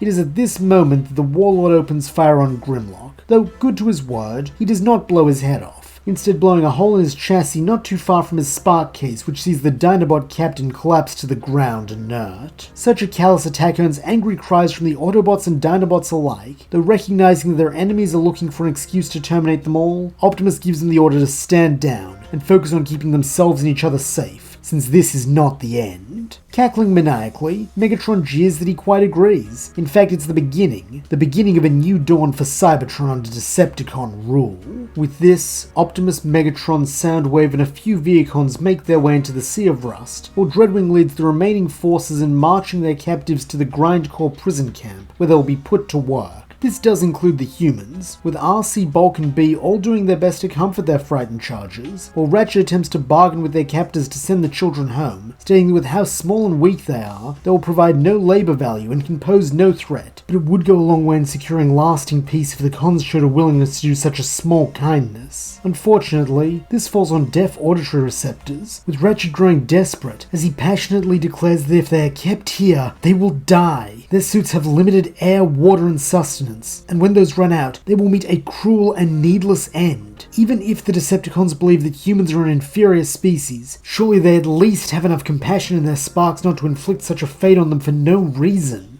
This at last gets Dreadwing to look at the Docbot, though there is no emotion to his expression or tone as he replies that the fate of humans is not his concern, with this being the last words said about the matter. Meanwhile, over in the great rust-colored desert, Megatron's party finally reaches the Omega Lock, which like in canon responds to the presence of the keys. Knowing what a historic moment this is, the Decepticon warlord roars that the Age of Primes has ended, the Age of War has ended, and in its place now stands the final age, the Eternal Age, the Age of Megatron. With this, he plunges the Omega Keys into the receptacle and watches the browns and russets of the decayed landscape are replaced by chrome and cool blue, signifying the restoration of Cybertron. En masse, the Vehicons cheer, while in a grave voice, Optimus states that he hopes the bot who leads this new age is closer to the idealist he once was than the warlord he has become, as there has been enough pain and cruelty wrought upon their world and people. A claim that makes the villain leer, as he replies that sadly Optimus will never know, as his first act as ruler of Cybertron is to order the execution of the last Prime. However, his old disciple shouldn't fear, since he isn't going to kill him here on this most sacred of sites. Instead, Optimus is going to be placed in the pit and made to fight until he falls, in what will no doubt be a most entertaining opening act to his reign. And so it is that Megatron's dominion over the planet begins, with the first order of business being to establish Kaon as the new world capital, and to send out a message on all channels, inviting any Cybertronian in exile to return home, so long as they are willing to bend the knee. However, as it turns out, the first to swear fealty to this new empire is in fact someone already on Cybertron, and one who is eager to return to Lord Megatron's service, that being Shockwave, who up until that point had been holed up in his lab on Decaon, only emerging when his scanners had detected the activation of the Omega Lock. Having thought the Cyclopean scientist dead, Megatron is pleased to welcome him back, especially when he learns that he never stopped his research and has several developments to show him, including a revived Predacon from the ancient past. Though, even with all this to earn his master's favour, Shockwave does not intend to stop here, as he is currently working on a procedure that may be his greatest breakthrough yet. Liking the sound of this, Megatron gives him the Dinobots to experiment on, as they were originally his creations, with this coming as welcome news to Knockout, who has been posted as the new commandant of Grindcore, and subsequently has had nothing but trouble with the Dinobots, who refuse to work and need to be kept constantly in restraint so they don't rampage through the camp. Nonetheless, despite their hatred of Grindcore, they do not leave easily when they learn their old nemesis has survived in spite of RC's claims, with it taking a dozen Insecticons and Veacons armed with prods to subdue them, even in their bound state. Perhaps it would have been kinder to scrap them though, as Shockwave has a bevy of tests lined up for all of them, most of which result in the surly shock troopers screaming as they're subjected to some new agony to test their limits. All the while, the one-eyed fiend takes notes. In truth, the only mercy afforded to them, and it is a small one, is that they are not the sinister Cyclops' only responsibility, as he is frequently summoned to the surface as Megatron's first lieutenant of science, with these fleeting moments being the only times when the Dinobots can rest. However, all four of them are aware that rest will get them nowhere, and that they must escape before Shockwave decides the next logical step in his experimentation is to vivisect one of them. As the leader and the one who got them into this situation by falling for Megatron's tricks, Grimlock feels that it is his responsibility to get them out, though the question of how remains, since unlike last time, there's no conveniently placed Starscream to throw at a computer console and deactivate his restraints. He supposes that means he'll have to break through them with his own strength. With this settled, he begins pulling against his bindings with all his might, going beyond what every self-preservation instinct tells him, and giving no thought to the pain or the strain on his body, since none of that matters. He refuses to be Shockwave's plaything any longer, so he will break free, or the restraints will hold, and he will tear himself apart. Either outcome is preferable to the alternative of doing nothing, with the anger of that thought radiating through him like a fresh infusion of burning energon. That is what Megatron failed to see in him, that while his rage may make him volatile, it also gives him the fortitude to keep going no matter what, with this being what puts him over the edge, as with an almighty crunch, he breaks free of his shackles. At once, alarms blare to life throughout the lab, though with only Veacon technicians left down here, this is no problem, as Grimlock reclaims his stolen blade and hacks his way through until he reaches his men. Then, once he has freed them too, they begin their ascent to the surface, since now that they know where Shockwave is after so long, there's no way in the inferno they're letting him get away. Speaking of, at present, the Cyclopean scientist is standing with Megatron, Dreadwing and Soundwave as they survey Optimus Prime's fight. Despite having been at it for solar cycles, he is not slowing down, having dispatched dozens of Veacons and Insecticons, even without the Starsaber, which now rests by Megatron's side, a fact that annoys the Conqueror, as the death of Optimus is meant to be the death of hope for all who would resist him, with his continued survival therefore serving as a black mark against his reign. To this end, he has summoned his most trusted advisors to see what solutions they might offer him, and while Dreadwing is more than willing to go down there and fight Prime himself, Shockwave proposes something more prudent. Have the Predacon destroy Optimus Prime, since by doing so,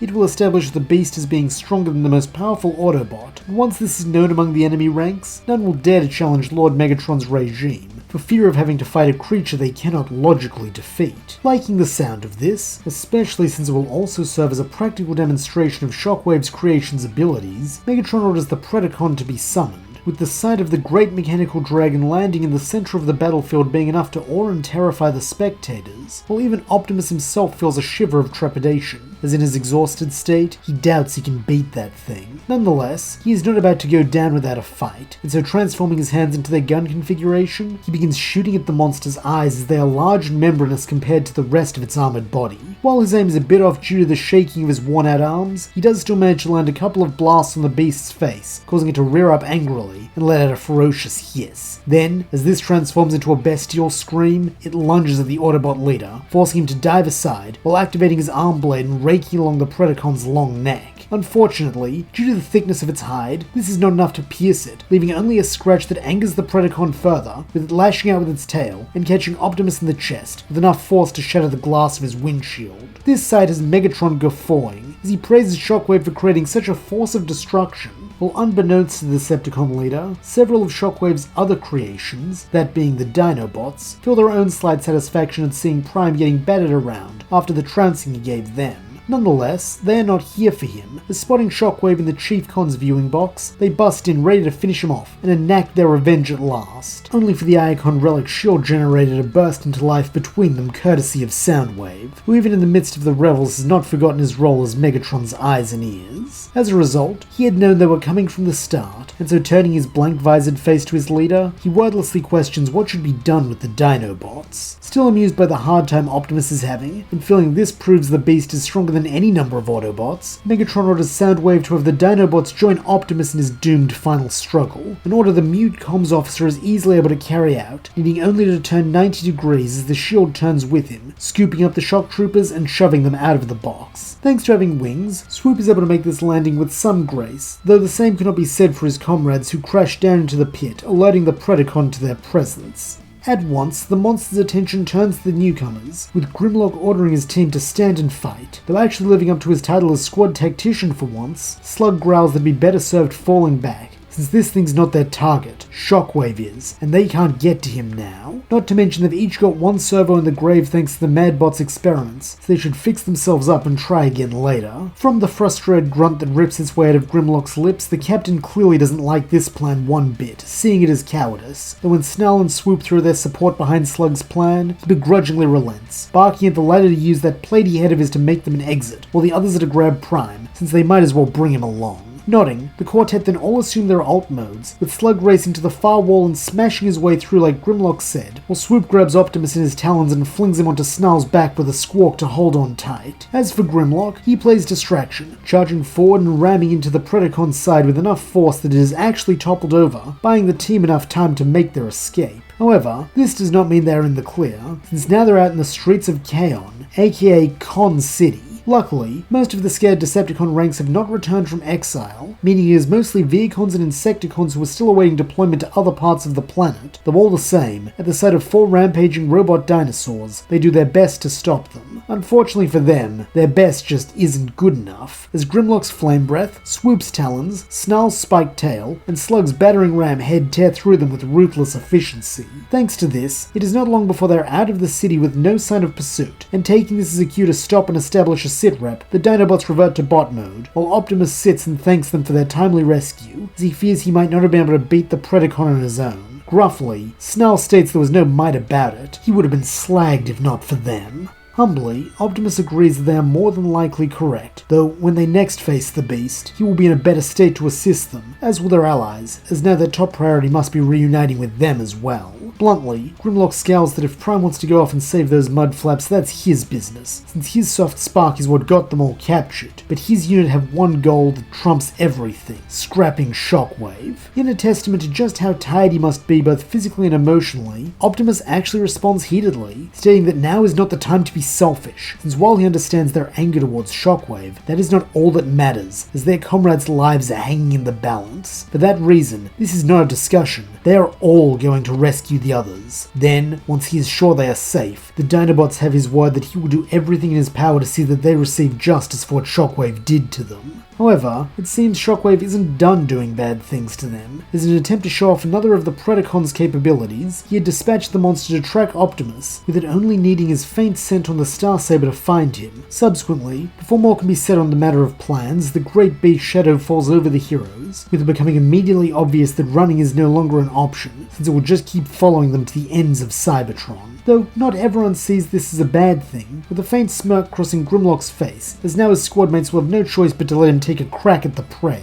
And so it is that as the Predacon descends, the 4 Dinobots square off to fight, and while Optimus offers assistance, Snarl states that in his professional medical opinion, Prime would just get in the way, so for now he ought to sit down, shut up, and let them show him how a real warrior fights. On this declaration, the Dinobots charge, reverting to their alt modes once again as Snarl and Slug pincer the brute, while Grimlock bathes it with flame breath and Swoop attacks from above, Together, this is enough to deal some damage, though unfortunately not enough to down it, as spinning in place it manages to catch Snarl, Slug, and Grimlock with its tail while extending its neck upwards to bite its swoop. Thankfully, each of these are for the most part glancing blows, but even a glancing blow from an apex predator is cause for concern, with Grimlock bellowing at his team to fall back slightly while he tries to topple it again, which should give them all a chance to get some licks in. Unfortunately, it seems the Predacon is at least intelligent enough to recognize this repeated tactic, as when Grimlock lunges at it, it lunges right back, with the pair crashing hard into each other, before the Dinobot finds himself tumbling backwards. Seeing a chance to kill one of its targets, the Predacon then attempts to crush his neck with its colossal jaws, though thinking fast, Swoop dives in and claws at one of its eyes, causing energon to ooze out, while all the beast's attention turns to paying the Terror Bird back for that. Having anticipated this, Swoop then takes the air once more, with the Predacon hot on his heels, while down below, Slug and Snarl return to bot mode and begin blasting up at the monster with several of those shots striking its less protected underbelly. Letting out a maddened shriek, Shockwave's latest creation descends once more upon the pair, fire breath tumbling from its mouth in an attempt to turn them into molten slag. Though rejoining the fight, Grimlock matches this breath attack with his own, resulting in the flames cancelling each other out. However, this is to say nothing of the talons and tail, all of which are directed at the Dino boss, with Grimlock needing to step back hastily just to narrowly avoid this devastating blow, though thankfully, this is just the opportunity his teammates need, as now that it's back on the ground, Snarl and Slug leap forward and wrap their arms around the Predacon's side, holding it in place while Swoop deftly switches back to bot mode and lands on its head, pinning it down and leaving its neck exposed and vulnerable.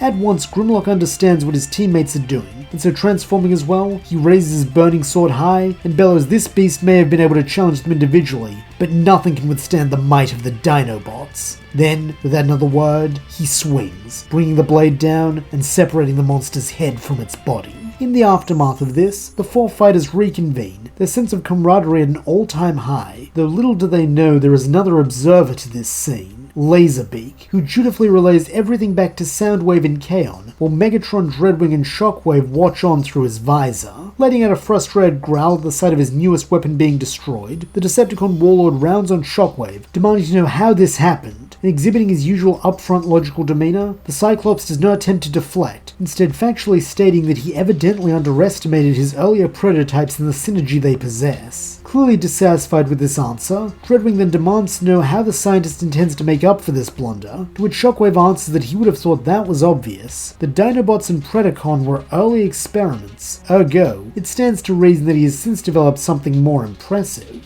In a skeptical tone, the First Lieutenant of Warfare questions what this might be, with Shockwave revealing that by studying the Predacon and Dinobots, he has devised a procedure to give a modern Cybertronian the power of a Predacon without losing their faculties as the ruffians did. Finding this highly appealing, Megatron demands that Shockwave perform the procedure on him at once, and while Dreadwing protests, claiming they should use someone else as a test subject first, this is promptly silenced when Megatron growls that such power cannot be trusted to another, so it must be him. Deeming this logically sound, Shockwave ushers Megatron down into his lab where he sets to work. Due to being a highly experimental upgrade, this takes time, with the mad scientist having to work around the clock to get it right, though when he finishes and steps back to observe his handiwork, he is certain he would smile if he had not deleted that subroutine long ago. However, his opinion is not the one that matters, as looking to his lord, he questions if he is satisfied. In response, Megatron tears one of his hands free from its restraint and wraps it around the head of a nearby Vehicon, before crushing it into scrap with such ease that he can hardly believe it. So, this is the power of a Predacon. He likes it. He likes it very much.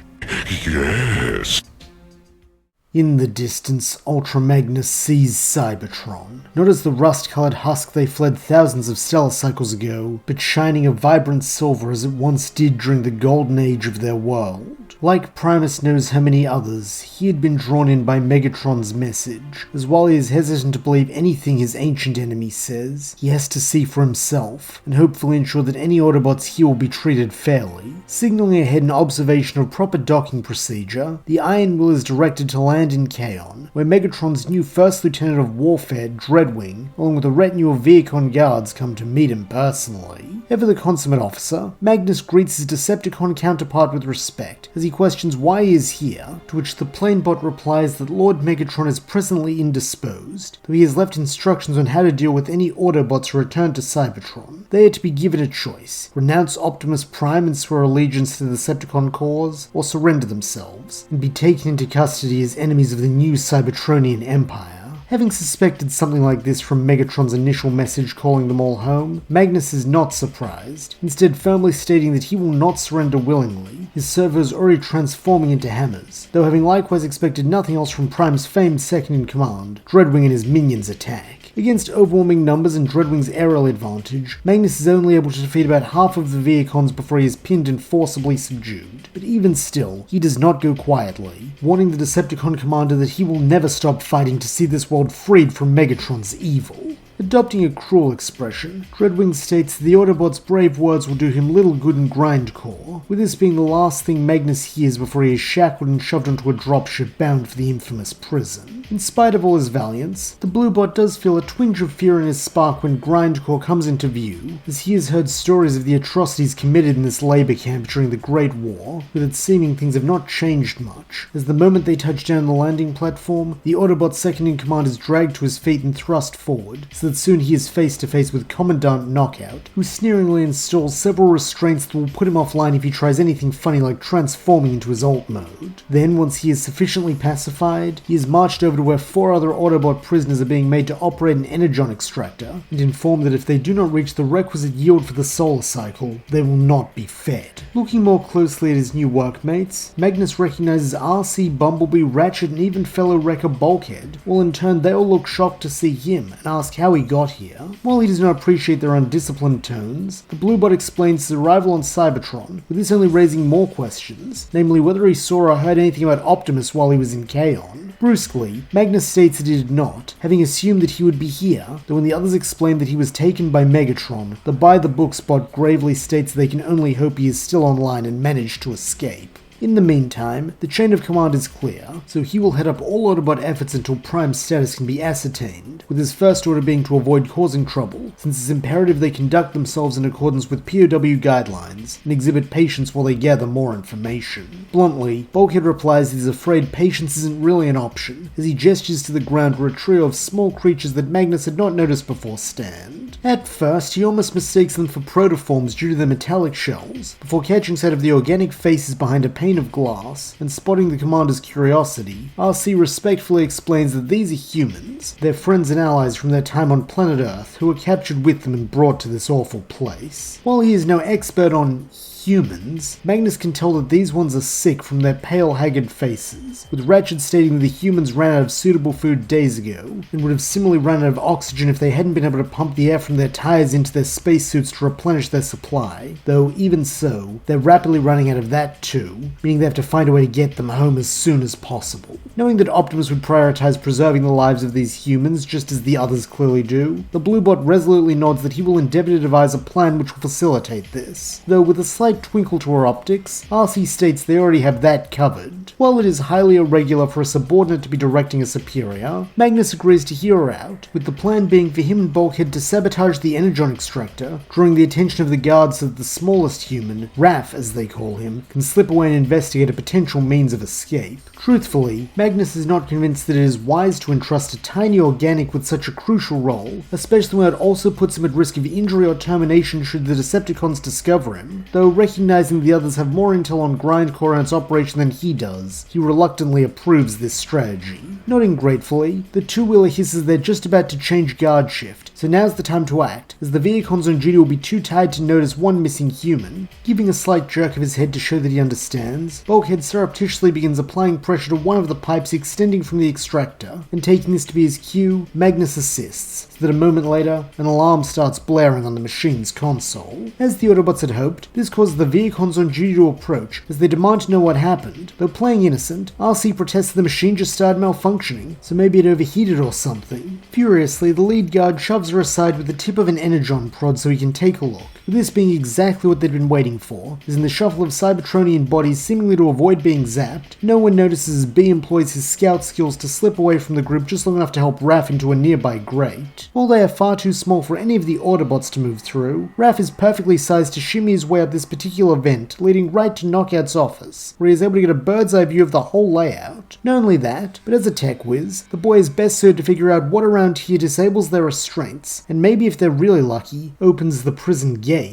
However, even from this advantageous position, things cannot be so simple, as the office is not deserted. Instead, Knockout is bloviating at several Insecticons who serve as lieutenants here in camp, while in his servo is clutched what looks to be a data pad. Leaning over the great entrance to get a better look, Raph is pretty sure he sees what appears to be top-level security commands, possibly like the sort he's looking for, though before he can be certain, one of the Insecticon's optics seem to turn in the direction of his shadow being cast on the desk, forcing the boy to jump back just as the Bugbot looks up right at where he'd been a moment earlier. From the lack of raised voice or lasers being fired in his direction, the bespectacled youth is pretty sure he wasn't spotted, or at least the Insecticon isn't certain enough of what he saw to bring it up, though either way, Raph doesn't want to push his luck any further than he already has, and so slides back down the vent and rejoins the others just as the Viacon guard growls that the hunk of junk extractor must have blown a fuse, so the prisoners are returned to their cells at once. Locking eyes with Jack and Miko, who wordlessly agree that this was a close one, the humans and their Autobot friends allow themselves to be escorted back to the cell block, with Raph joining B and now Magnus inside a large metal box with an energon force field door, while the others occupy the cell next to them. When the guards leave, Miko asks if Raph found anything, with the younger boy recounting everything that happened. Shrewdly, RC confirms that the device he saw should be able to free them, though the question is, how are they going to get it when it's locked up in Knockout's office?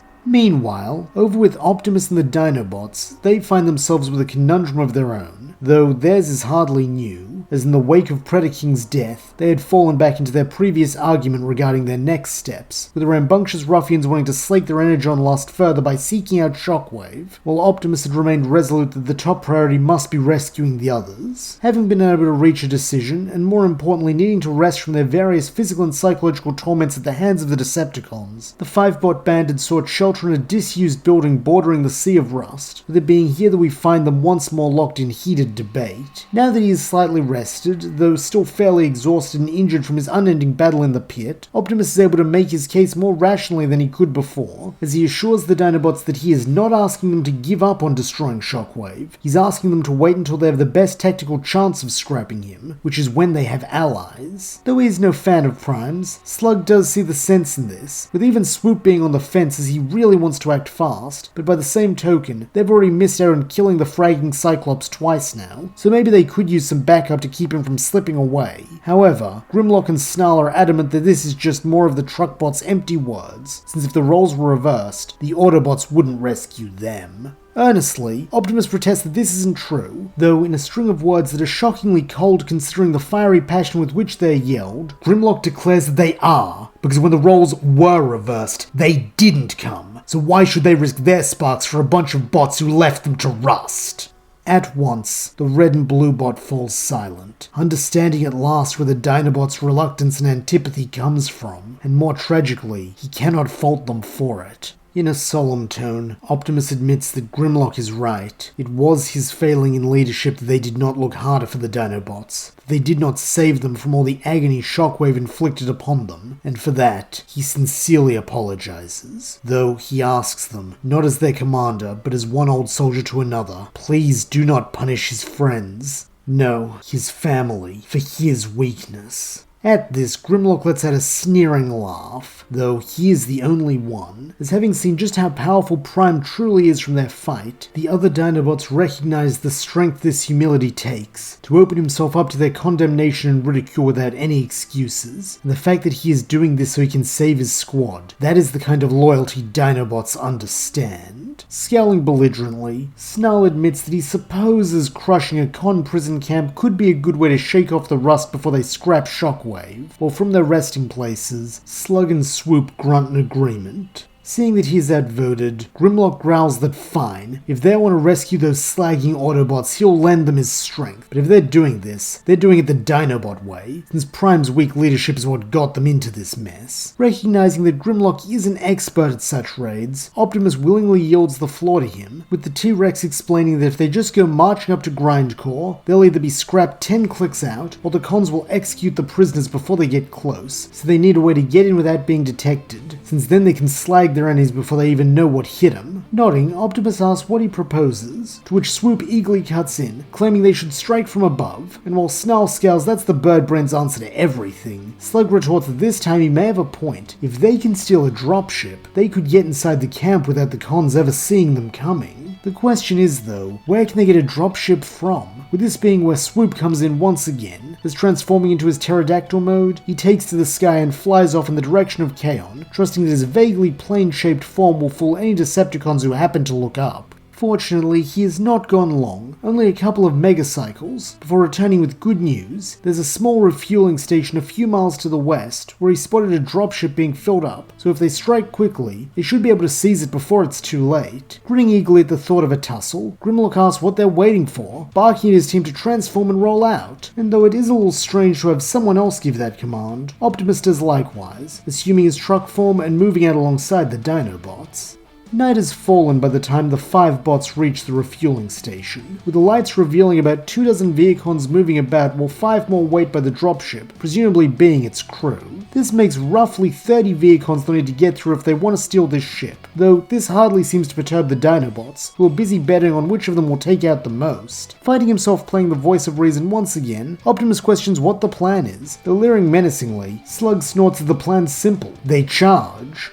On this word, the 4 mechanical dinosaurs begin stampeding their way towards the station, with the sound of their approach drawing the Vehicons' attention, though by the time they see them, it is already too late, as Grimlock's flame breath melts several of them down into slag, while Swoop descends to drag one into the sky, Snarl impels another with his tail, and Slug rams a couple with his plated head. As anticipated, this sudden attack acts as a spear through the spark to the Vehicons' morale and coordination, making those not scrapped in the initial salvo easier to pick off. Meanwhile, having joined them in the fray a moment later, Optimus shows that even partially recovered, he is still a force to be reckoned with, slashing and blasting any Vehicon who engages him, so that soon all the defenders are reduced to sliced and smouldering scrap on the ground. However, this is not the end of things, as showing once again how they and the Autobots differ. Grimlock then has his team fan out with orders to execute any survivors, since they can't afford to have anyone tip off Megsy and his goons that this place was hit or that they've stolen the dropship. This treatment of non-combatants does not sit well with Optimus, who states that they should capture them instead, though from the flash he sees through the window of the administration building a short time later, this is not an order they intend to heed. Fortunately, things are not all bad, as when they reconvene at the dropship, Snarl is carrying a small medkit which he intends to use on Prime once they're in the air, since while he was alright fighting Vehicons, they need him at his best for what's to come. After all, they're already going to be carrying 4 Autobot liabilities, so they don't need a 5th. Seeing through this gruff demeanor now that he feels he understands the Dinobot medic a little better, Optimus gratefully accepts as he boards the ship with the others and allows Swoop to take them into the sky.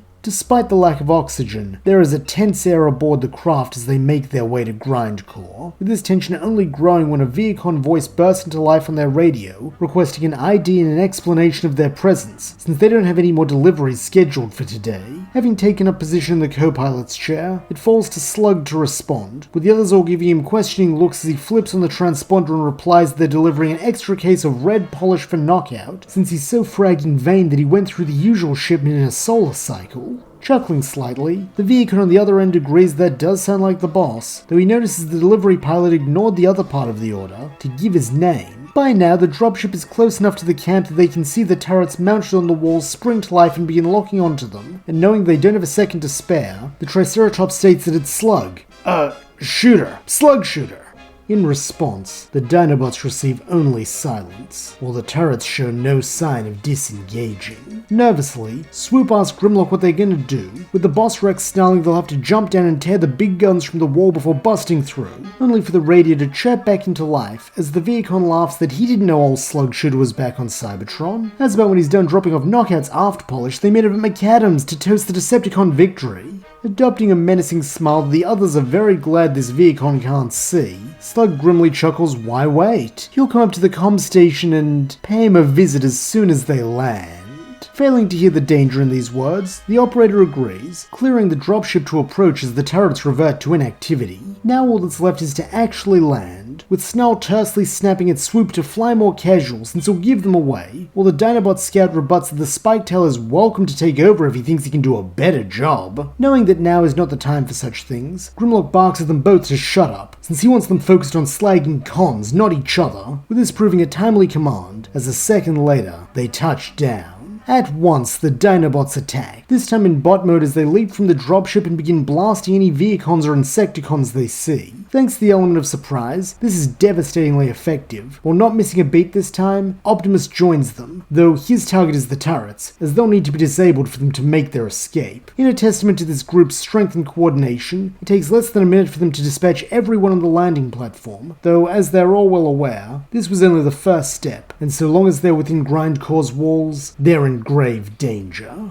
All the same, they continue on, with their first order of business being to hack into the camp's central system. This will require them to cross the main yard, a tactical suicide run, as they will be exposed from all sides with no chance of cover, though this does not deter them, as it simply must be done. So it shall be. Taking his position at the head of the formation, Optimus extends the sword from his wrist and holds it high, before letting out a war cry of "Till all are one," and taking off at a run. As he does, Grimlock charges beside him, ordering his comrades not to let Softimus Prime show them up, with this earning roars and cheers as the Dinobots follow in close pursuit, ready to show Optimus and the cons just what they're made of. As expected, when they reach the yard, a swarm of Vehicons and Insecticons are waiting for them, both on the ground and along the walls, with the former rushing in to engage the intruders hand to hand while the latter try to snipe them from above. Unluckily for the villains, this is the sort of fight the Dinobots live for, with Snarl and Slug assuming their beast modes and plowing through the defenders, while Swoop takes to the sky to handle the ones on the walls with cheeky hit-and-run tactics. As for Optimus and Grimlock, they both maintain their bot forms, unintentionally going back to back as they hack and shoot at anyone who dares come near them, with this mostly being the more battle-hungry Insecticons who are eager to mount the two leaders' heads on a spike by the gate. However, even the most fearsome Insecticon is just another bug in the eyes of Grimlock, who roars fiercely as he cleaves through two with his burning blade, while Optimus blasts another who was attempting to launch a sneak attack on the Dinobot captain. Noticing this, Grimlock grunts that he had that one covered so he didn't need Prime's help. Though paying this little mind, Optimus simply takes down another pair who were trying to flank them, before stating that he's not leaving here without his team.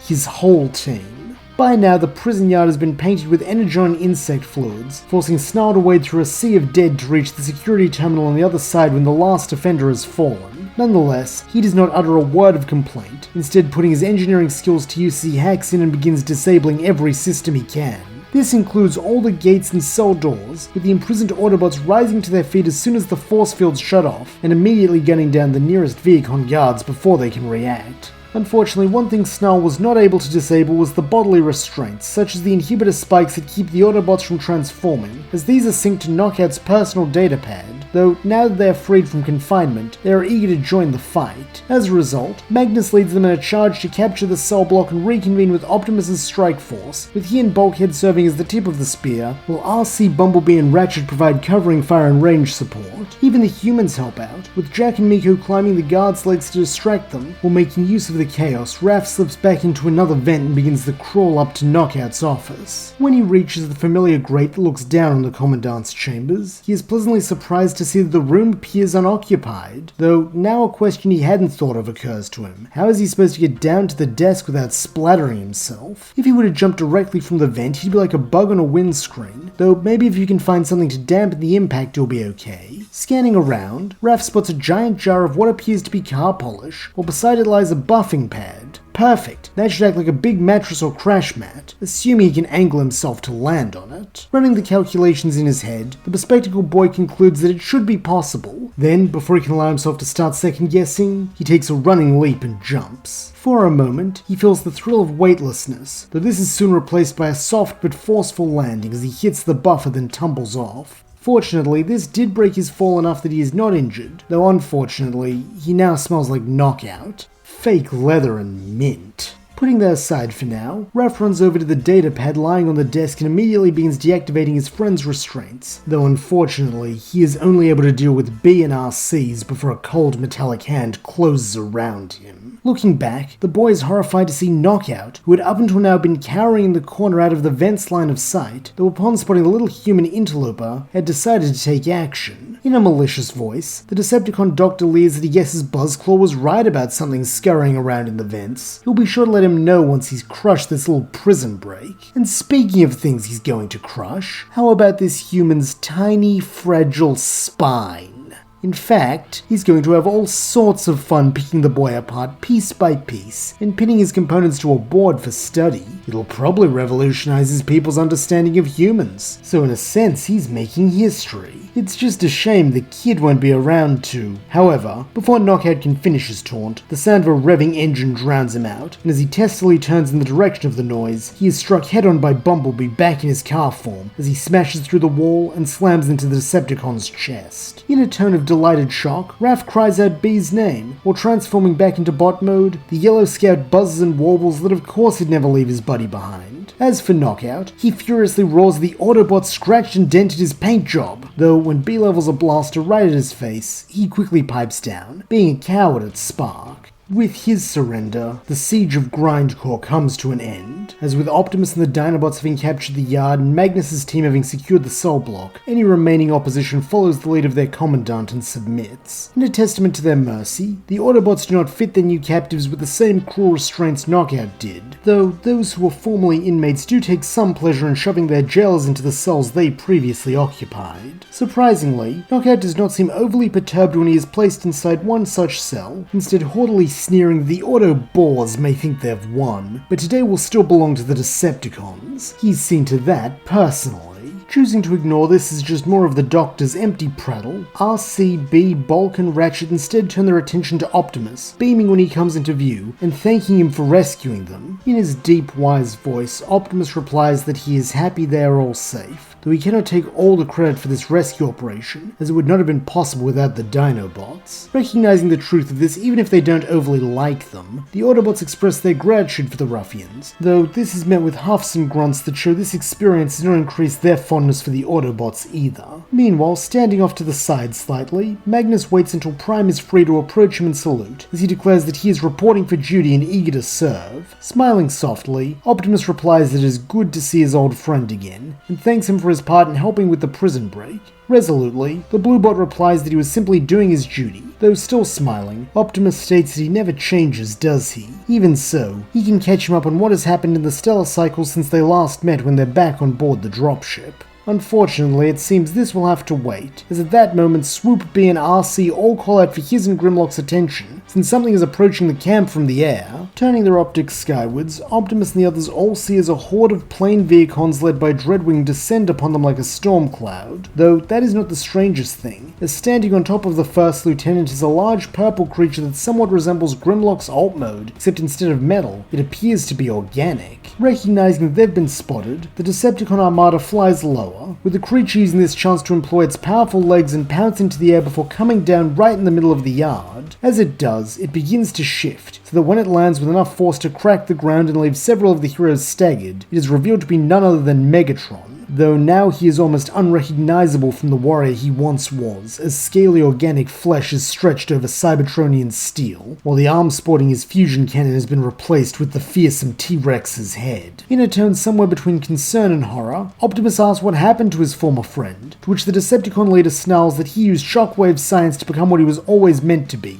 the ultimate power combining beast and machine. However, this is all he gets to say, as at the mention of the Cyclopean scientist, Grimlock transforms and charges him, while letting out a bellow of flame clearly meant to immolate the villain's new organic flesh. Unfortunately, this upgrade has done nothing to slow Megatron down, quite the opposite in fact, as using his powerful T-Rex legs, he is able to spring out of the way and shift back into beast mode, so that his robotic dinosaur versus organic. Refusing to allow this abomination born of his and his comrades' suffering to live, Grimlock next turns and attempts to bite the purple bot, though here too he is thwarted, as Megatron likewise turns, though in his case it is so his tail can strike the Decepticon captain in the eye, staggering him and allowing the Warlord to pounce on him and wrap his jaws around Grimlock's throat. In a showing of the strength he has gained, the Dinobot's metallic windpipe easily gives way under Megatron's bite, with it seeming inevitable that soon he will cleave his head from his body, though thankfully his teammates have no intention of letting letting that happen, as Snarl, Slug, and Swoop all rush the Decepticon leader in an attempt to save their friend. Figuring he's no longer a threat, Megatron releases Grimlock and returns to his bot mode to combat these three upstarts, with the results bearing a striking resemblance to when they fought Optimus, albeit with more brutal takedowns, as the Chief corners none of his rivals' mercy,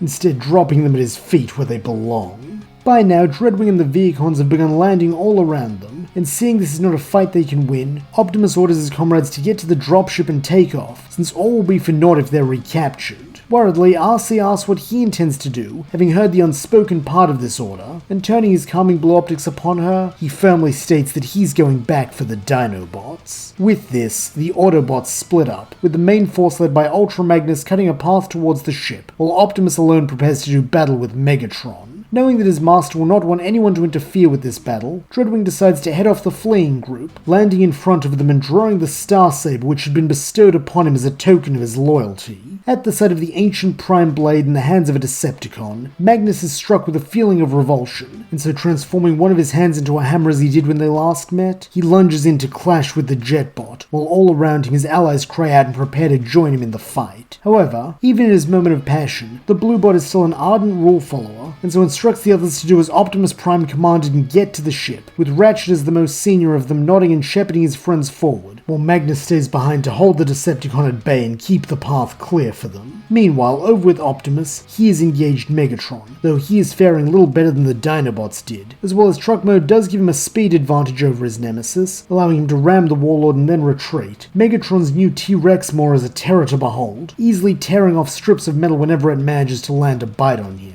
Not only that, but when they clash blade to blade, Megatron is far stronger than he's ever been in the past, likely even stronger than Predaking was, as he pushes Optimus back and more than once forces him to retreat to avoid what would otherwise be a fatal blow. A small way away, Magnus finds himself facing different but no less significant challenges, as while he is a bit bigger and bulkier than Dreadwing, the Decepticon First Lieutenant's skill with the Starsaber makes him a considerable threat. Though he cannot use its full power due to not being a Prime, he is still able to put it to good use, swinging it like a claymore that cleaves through anything it makes contact with. This forces Magnus to adapt, something he is not particularly good at, as instead of parrying his foe's strikes, he performs unconventional swings aimed at the flat of the blade to force it off course and away from him. Nonetheless, neither hero's strategy appears to be a winning one, with it seeming that today will mark the end of both the Autobots' leader and his right-hand man, as Megatron and Dreadwing press their advantage to the fullest. Though, even in the face of this dire predicament, neither Optimus nor Magnus back down, fighting until they are both brought to their knees.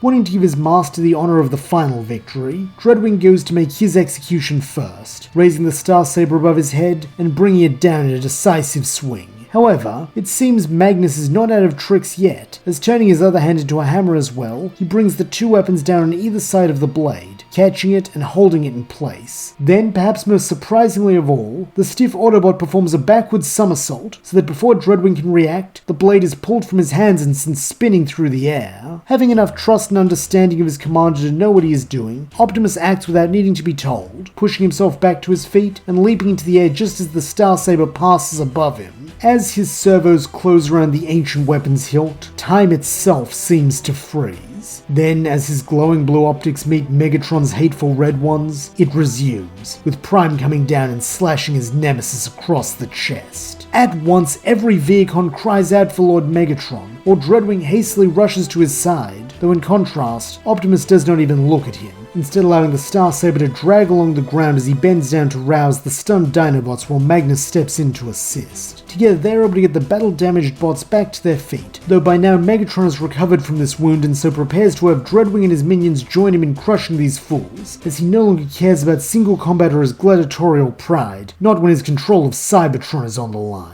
In their current states, Optimus, Magnus, and the Dinobots know they have very little chance of success against two of the strongest Decepticons in an entire Vehicon army, and so prepare themselves to face the Well of All Sparks with honor. Though before Megatron can issue the command to attack, a deafening thrum fills the yard, as the dropship descends like a wall between the heroes and their enemies. Urgently, Ratchet, Bulkhead, and the humans begin herding their wounded allies onto the transport, while on the other side, B provides cover fire, as several Vehicons break rank in an attempt to prevent the Autobot escape, Thankfully, none of them are half the shot the Yellow Scout is, so that a moment later Optimus and his team are safely on board. Then, when she's sure they're all in takeoff position, RC guns the engines, causing the dropship to tear off into the sky at such speeds that pursuit would be impossible. In contrast to the clear tension felt aboard the craft when they approached Grindcore, the mood upon their departure is much harder to define, as on one hand, their mission was a success, as the captured Autobots were rescued without casualties, and they even managed to recover Ultra Magnus and the Starsaber, but on the other hand, they now know that Megatron is more powerful than ever, with even the strongest weapon in their arsenal only being able to stun him temporarily.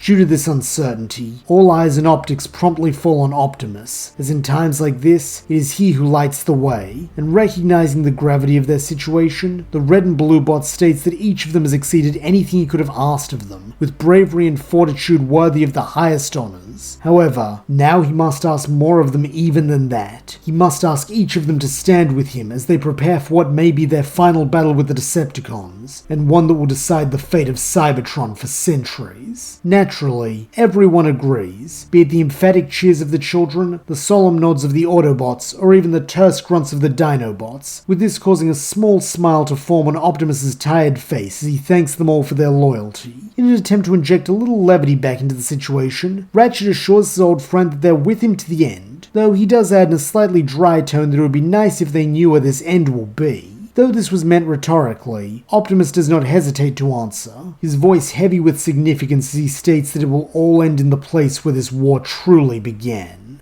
Iacon.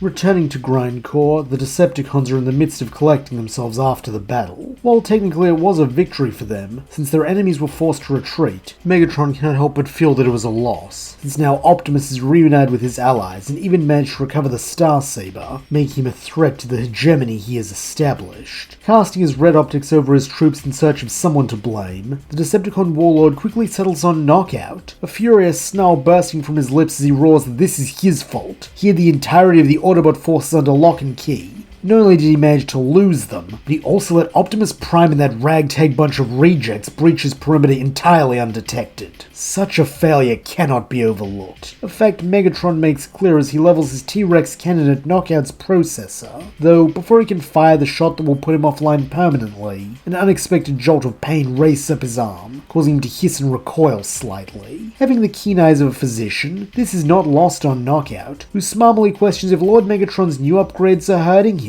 Perhaps it wasn't so wise to let Shockwave play doctor with him after all. Turning his pain into anger as he always has before, Megatron growls that Knockout should consider his next words very carefully, since he is in no mood for his insolence. Though maintaining the snarky demeanor for which he is known, the Red Racer replies that he is simply wondering if there may be some unintended side effects of this experimental procedure that a bot like Shockwave, who only sees results and logic, might have failed to consider. Grunting dismissively, Megatron chides that this is spoken like a true coward. If it were up to Knockout, they never would have taken the chances they needed to achieve greatness. But fortunately, he is not as weak-willed and sniveling as the Doctor, since while this form may test him, he will not yield to it, just as he has never yielded to anything in his life. Instead, he will fully bend it to his will and use it to crush the Autobots. With this grand declaration, he next turns to Dreadwing, instructing him to summon all their forces across the planet, since the time has come to bring an end to this war, once and for all.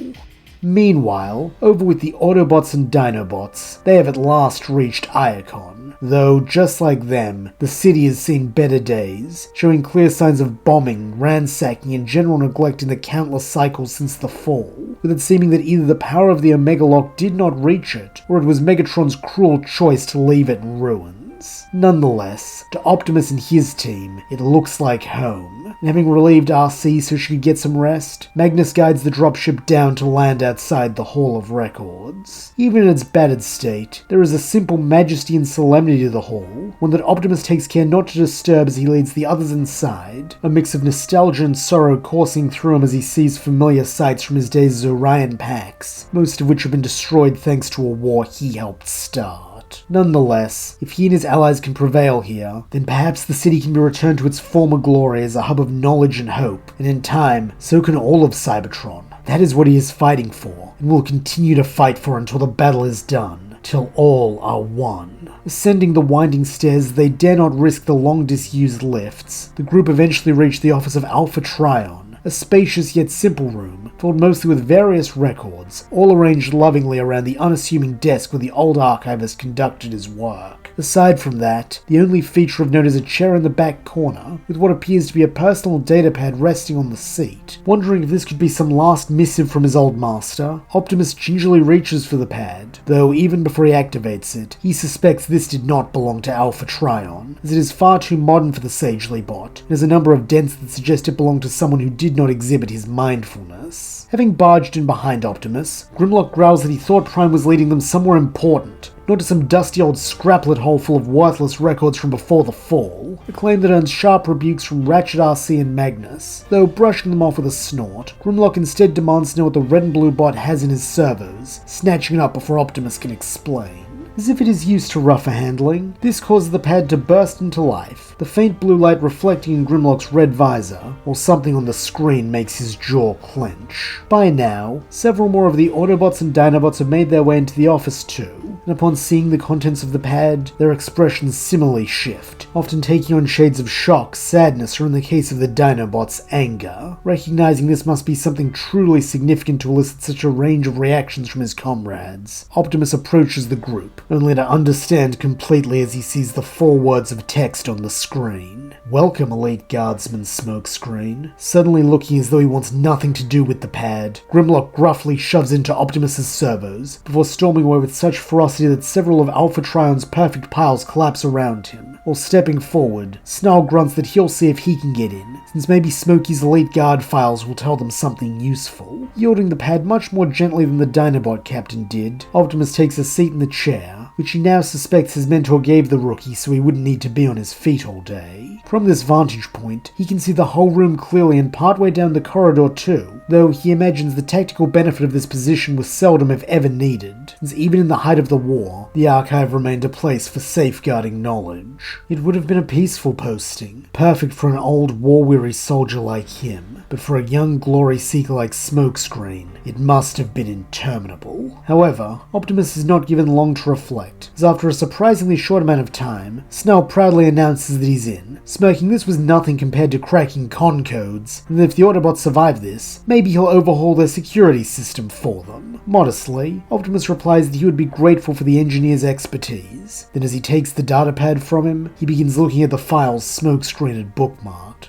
From a glance, they appear to be historical records, covering the early days of the war with the Decepticons, Zeta Prime's uprising against the Quintessons, and even the War of the Primes back in the Age of the 13. All of them tales of great heroes and battles they fought. Of course, how else would a bored young bot with dreams of being a warrior fill his cycles while trapped in the Hall of Records? Finally, Optimus reaches the last story Smokescreen was reading, Nexus Prime's battle against the Fallen, who had once been his brother Megatronus Prime. Though the Fallen had been a superior warrior, Nexus had turned the tide with his own relic, the Enigma of Combination, a device capable of allowing multiple Cybertronians to merge both in body and spark, and through doing so become greater than the sum of their parts. However, it was said that those who combined were never quite the same, with some even losing themselves to the amalgam forever.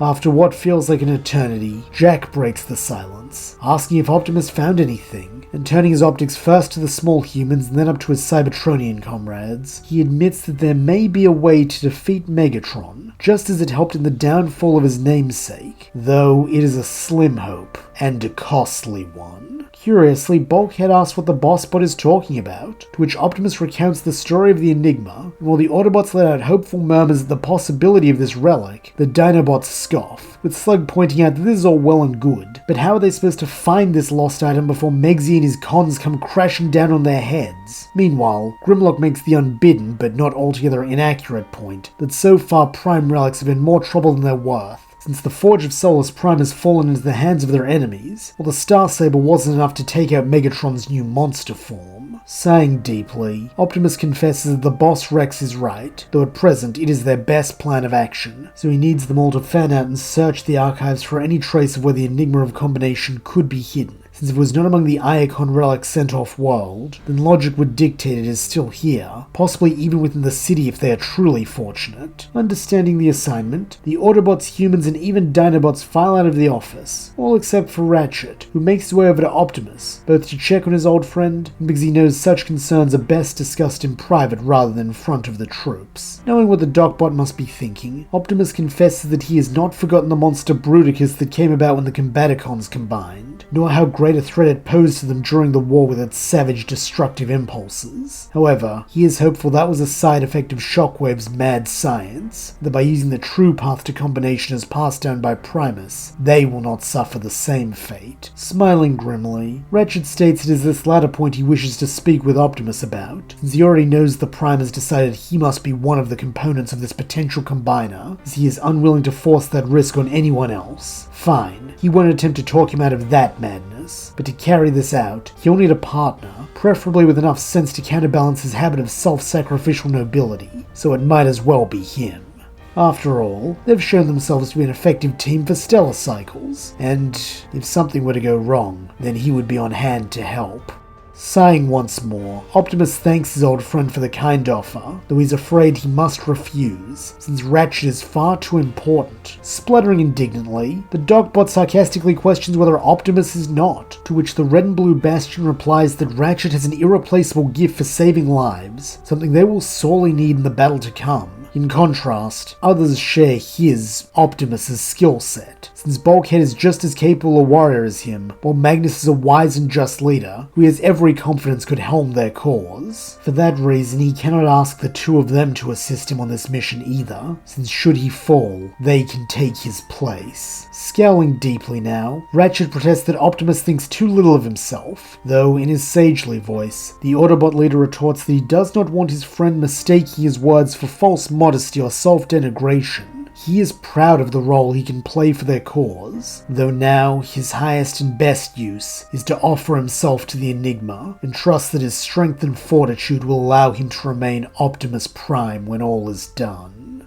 Recognizing that his leader has made up his mind, Ratchet does not protest any further, instead asking how he can help, to which Optimus asks if he remembers anything from his days studying to be a doctor here in the city, anything that might tell them where the Enigma of Combination is hidden. Shaking his head, Ratchet apologetically admits that he has no idea, since he was never one for mysticism or history. That was always more the purview of an idealistic young data clerk, if memory serves. Chuckling fondly in spite of the dire situation, Optimus muses that his old friend knows him well, though no sooner has he said this than he lapses into a deep, thoughtful silence, as if some new puzzle piece has been revealed to him. Noticing this, Ratchet questions what's wrong. Though sounding reinvigorated, the Red and Blue Bot retorts that he has just realized something. Alpha Trion also knew him well, and with the Covenant of Primus giving him a degree of prescience, he may have known he would come here seeking the Enigma, and left them a clue. Unable to fight off the same inklings of hope that have reached Optimus, the old medic questions if his friend really thinks so, and more importantly, if he has any idea where this clue might be. Nodding thoughtfully, Optimus admits that he does have a hunch, since it would need to be hidden innocuously enough as to not interest scavengers or the Decepticons, but in a place where he would think to look for it. Fortunately, there is one place in these hallowed halls that only holds significance to him, hidden amongst thousands of identical peers, though if he is correct, the key to saving Cybertron may be waiting for him there.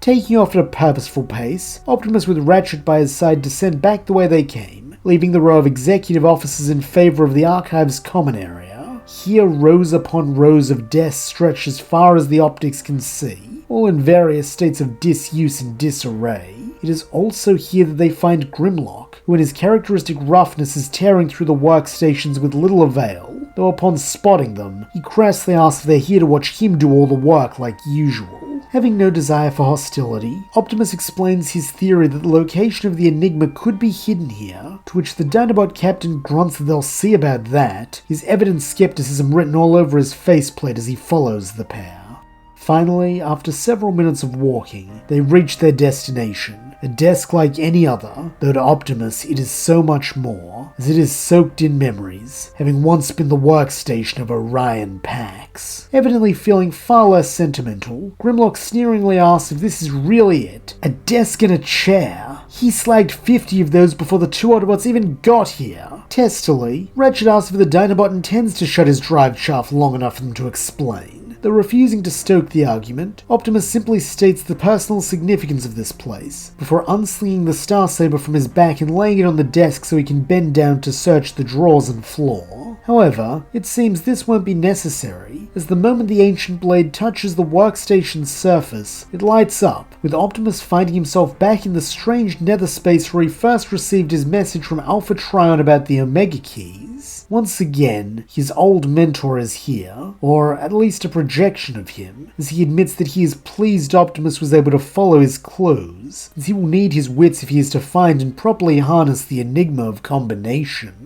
Despite knowing this is only a recording, Optimus cannot help but implore the sage to tell him where it is, and having anticipated this response too, Alpha Trion reveals that before leaving Cybertron, Nexus Prime entrusted him with the enigma. In order to keep it out of the wrong servos, he constructed a series of chambers beneath the Hall of Records, each containing a challenge that must be overcome in order to reach the artifact. Though he cannot tell Optimus how to pass these trials, he has faith his old student will manage, so long as he remembers the words passed down from Primus to the 13, and which have echoed through Cybertron's history, till all are one. In a flash, Optimus is back behind his old desk, while his auditory processor rings with the sound of Ratchet and Grimlock calling for him with varying degrees of urgency. While at first the truckbot believes this is concerned at his sudden trance state, when he is able to focus enough to actually listen, he finds that the reason is far more grim. Bumblebee and Swoop have just reported a massive Decepticons, Vehicons, and Insecticons coming by land and air, with it appearing they are all headed for the Hall of Records. Gathering his allies as they have no time to waste, Optimus fills them all in on what he has learned, and how he now believes the enigma of combination is their only chance to defeat Megatron. To that end, he is going to descend into the chambers beneath the archives to try and retrieve it, while he needs the rest of them to hold the line, since if the Hall of Records is overrun, he will not be able to complete this mission. Or worse, the Decepticons will get their hands on the Enigma, and gain the ability to create true combiners. Nodding resolutely, Magnus vows to lead the troops in Optimus' absence, while huffing derisively, Grimlock grunts the only one commanding him and his pals is him. Knowing nothing will come from the ardent rule-follower and stubborn renegade arguing, Optimus tells them not to worry about rank right now. What matters is they are all allies, and they need to work together if they are to have a chance of survival.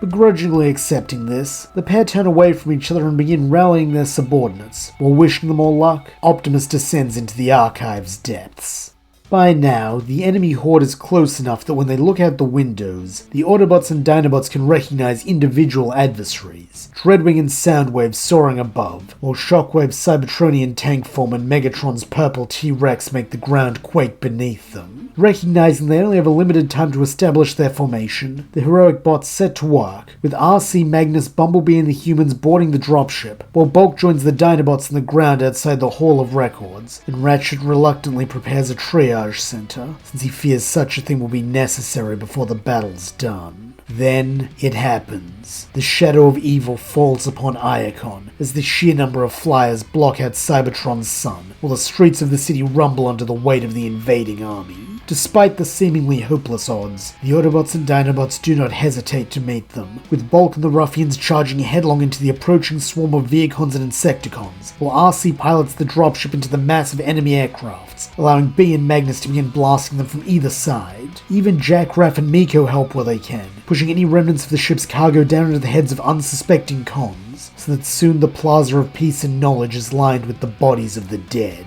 Against such valiant defense, the first wave starts to crumble, with Vehicons and Insecticons falling by the dozen. But then, the thin air seems to chill as the sound of wings cut through the battle, carrying a heavy, sharper and more deliberate weight than the swarm. This is Dreadwing, eager to vanquish Autobots in the name of his master, his missile bay now modified to carry the Forge of Solus Prime. While beside him, Soundwave drifts like a shadow, silent and attentive as ever. Meanwhile down below, the shaking of the ground grows more intense as Shockwave exits his tank configuration to survey the battlefield with a single glowing optic, already scanning for the most logical means to inflict maximum devastation. And behind them all, looming at the far end of the street, stands Megatron, content to watch as his three lieutenants bleed the Autobots and Dinobots dry, as the only foe he deems worthy has not yet shown himself. Though their views on most things may differ, the arrival of these fearsome Decepticons elicits the same response from both Magnus and Grimlock, as they zero in on their primary target. In the case of the former, Dreadwing is the only bot for whom Magnus has optics, as the time has come to settle this feud between them as the second-in-commands of their respective factions, while Grimlock, along with all his Dinobot brethren, bellow, as the chance to scrap Shockwave finally presents itself. Though, shockingly, it is Magnus who acts first, calling out to Dreadwing as he demands a duel, one-on-one with no tricks. As he had hoped, such a challenge stokes the Decepticons' warrior pride, with the Seeker agreeing as he touches down in a clearing the Vehicons and Insecticons make for him. Nodding stoically in recognition of this, Magnus instructs BRC and the children to maintain their current strategy until he tells them otherwise. Then, with a surprising amount of rigid dignity for such an act, he steps off the side of the ship and lands in the middle of the clearing, ready to begin his battle. Meanwhile, exhibiting far less decorum, the Dinobots charge in their beast modes, tearing through anything dumb enough to stand between them and Shockwave. Unfortunately, there are quite a lot of them, as just like during the war, the Insecticons are Shockwave's primary attack force, and are now intent on keeping those threats away from their master. Though, this is more of an annoyance than an actual impediment to the Dinobots, since what's another bug hunt to them? Or at least, that's what they think until Shockwave opens fire, having no compunctions about shooting through his own troops if it is the most logical and optimal way to land a critical blow on his enemies. This makes things difficult, as it means the Dinobots cannot see an attack coming until it has torn a hole through the Insecticon directly in front of them. Subsequently, the Cyclopean scientist manages to get off several good shots, none of which are lethal, but all of which deal wounds to the Dinobots' bodies and pride. Luckily, Grimlock has a very simple solution. Fire, as by belching a torrent of flame, he is able to incinerate the row of bugs menacing him and his friends, so that when Shockwave unleashes his next shot, they see it coming and are able to dodge. Recognizing a winning strategy, Snarl, Slug, and Swoop all form up behind Grimlock, with the boss Rex leading the charge as he blazes a path forward. Then, when they finally reach Shockwave, it is he who takes the first bite, clamping his mechanical jaw around the Decepticon's arm cannon and tearing away the thick cable that connects it to his back. While Shockwave is not the type to scream, the Dinobots can tell this must have hurt from the way that he recoils. Though, as they return to their bot modes and draw their various weapons, they each smirk that there's a lot more where that came from.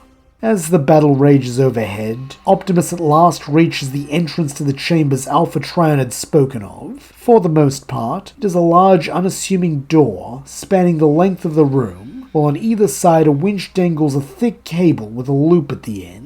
Looking around, the Autobot leader finds a pair of brackets affixed to the opposite wall, and using some simple deductive reasoning, concludes that he must fit these loops around the brackets to hold the door open so he can enter. Stepping forward with a sense of purpose, Optimus wraps a servo around one of the cables, though when he attempts to pull it to the other side to grab the second rope, he finds that the winch has no sideways give, so it seems he will have to do these one at a time. Accepting this as an unfortunate reality of the trial, Optimus then begins to pull, with each step causing his pistons to creak and his cogs to grind, as he attempts to carry what feels like the entire weight of Cybertron on his shoulders. Though, before he can even get a quarter of the way across the room, he comes up short, as the winch locks and the cable goes taut, all the while the door behind him doesn't budge. However, refusing to be thwarted when his friends are risking their sparks to buy him this chance, Optimus immediately shifts gears, rather literally as he transforms into his truck mode and revs up, all the while trying to tow the cable just an inch closer to the bracket. Unfortunately, that inch may as well be 1,000 miles, as in spite of all his efforts, it does not move, with the backlash instead lifting Optimus onto his back wheels before he crashes in a heap. Were they not bad enough, without his resistance to keep it in place, the cable starts to recoil, dragging him with it, so that a second later, he is back at the beginning, while the cord hangs limply from the winch. Nonetheless, he does not give up, rising to his feet once more with the intent to keep trying however many times it takes to succeed. Though, as he is about to learn, it is not repetition that he is lacking, as when he reaches out to grab the cable again, he sees a series of ancient Cybertronian runes engraved beneath the first winch that read, "Equal in strength." Wondering if this could be a clue, the red and blue bot then makes his way over to the other winch, where he is pleasantly surprised to find more runes, though these ones carry the inscription, "Equal in will."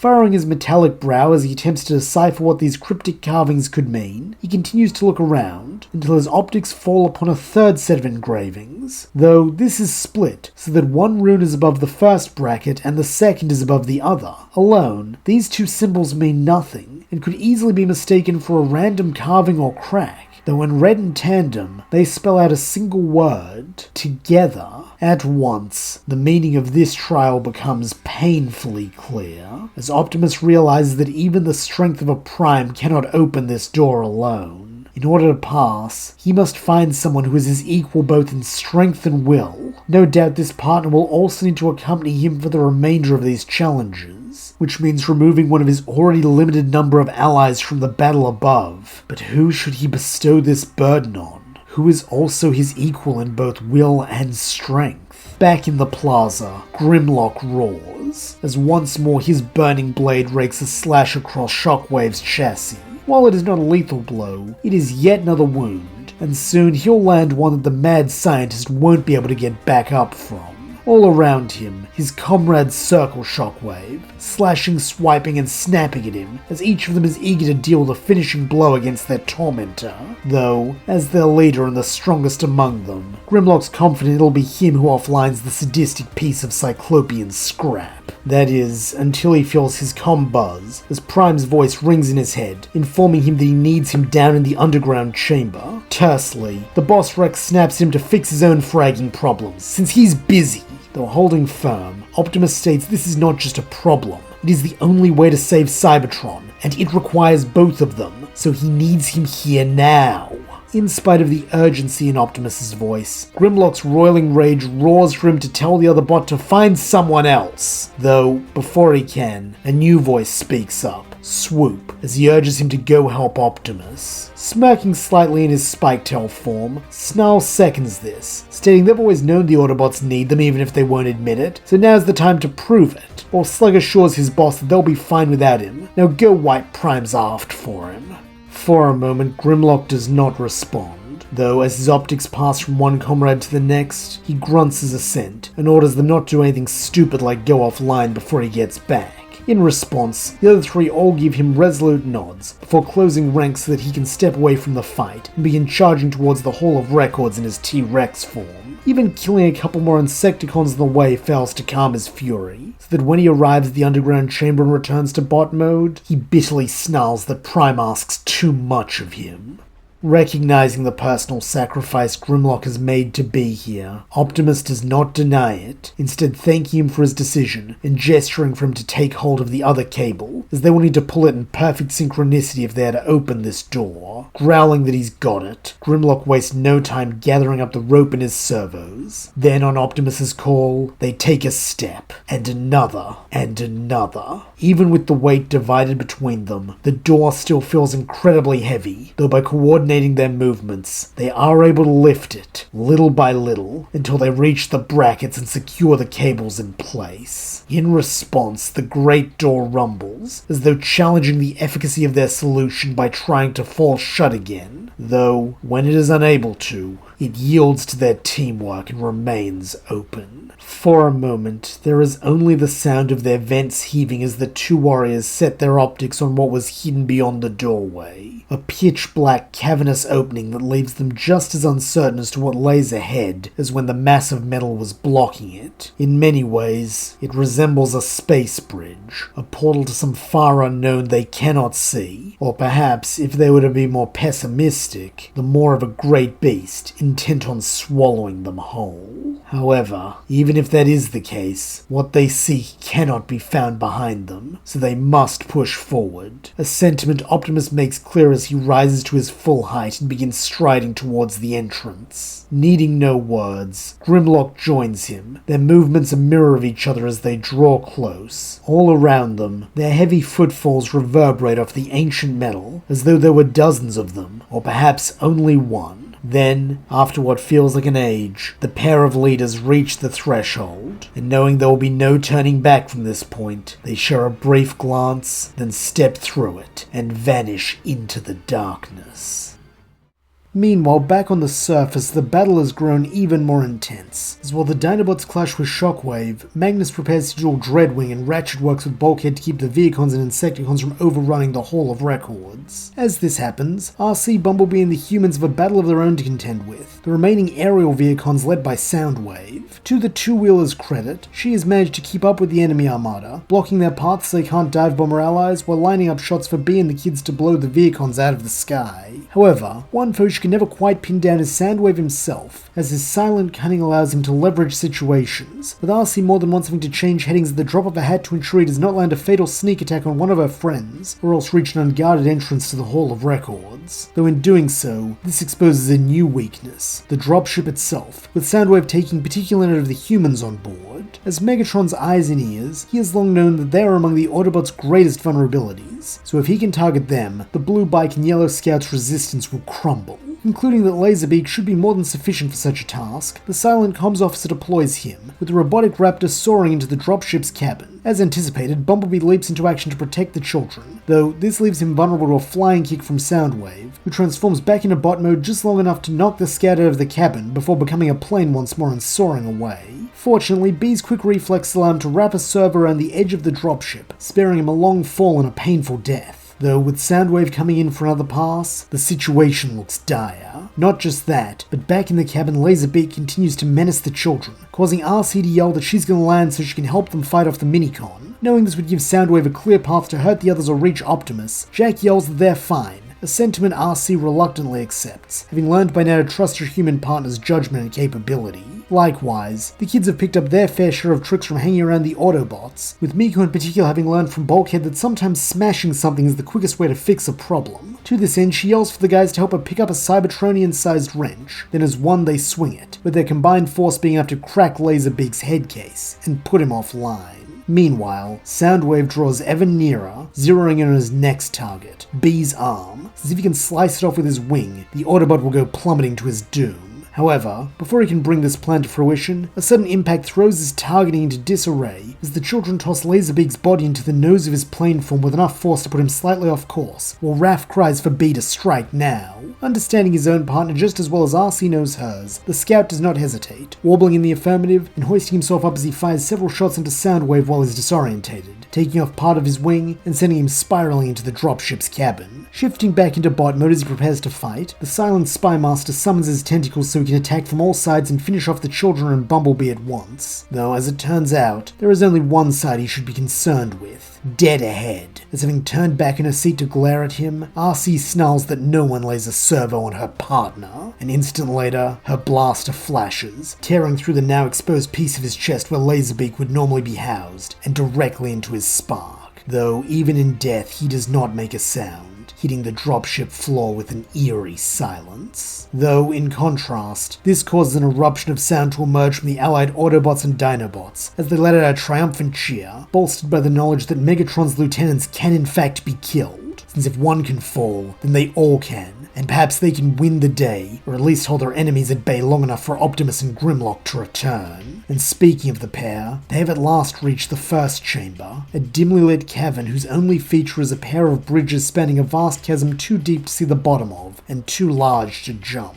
Figuring this must be their next test, the two bots each approach one of the bridges, only to find that they are not a single solid platform, but instead a collection of hundreds, maybe even thousands of interlocking hexagonal tiles, each with a different glyph carved into them. Tentatively, Optimus places a foot on the nearest of these, with it coming as a pleasant surprise that it does not collapse, instead thrumming with faint energy, while on Grimlock's bridge, a matching glyph seemingly responds in kind. Seeing this, Optimus urges his companion to step onto that tile, and snorting dismissively, Grimlock does so, though unlike Optimus he does not stay there, instead taking another step, only to be met by shock as the new tile gives way beneath his foot, plummeting into the bottomless pit below. Though, more surprisingly, the corresponding hex on Optimus's bridge also falls away despite the truckbot having made no further moves. Seeing the logic that is seemingly at play here, Optimus firmly instructs the Dinobot captain to stay where he is, since unless Grimlock steps onto the same tile as him, both their bridges will collapse, stranding them on this side, or worse, in the center of the chasm with no way forward or back. Testily, Grimlock suggests that Prime should just follow him then, since he's not waiting around for the red and blue bot to spend 1,000,000 stellar cycles agonizing over every step. However, here Optimus stops him, retorting that this isn't how the trial works, since when he stepped on a tile, Grimlock's bridge reacted positively, but when the Dinobots stepped onto a new one, they both lost a piece. This suggests there is an order at play here, and that like it or not, he must take the lead in this trial. Evidently, the boss Rex does not like it one bit, as he huffs that fine,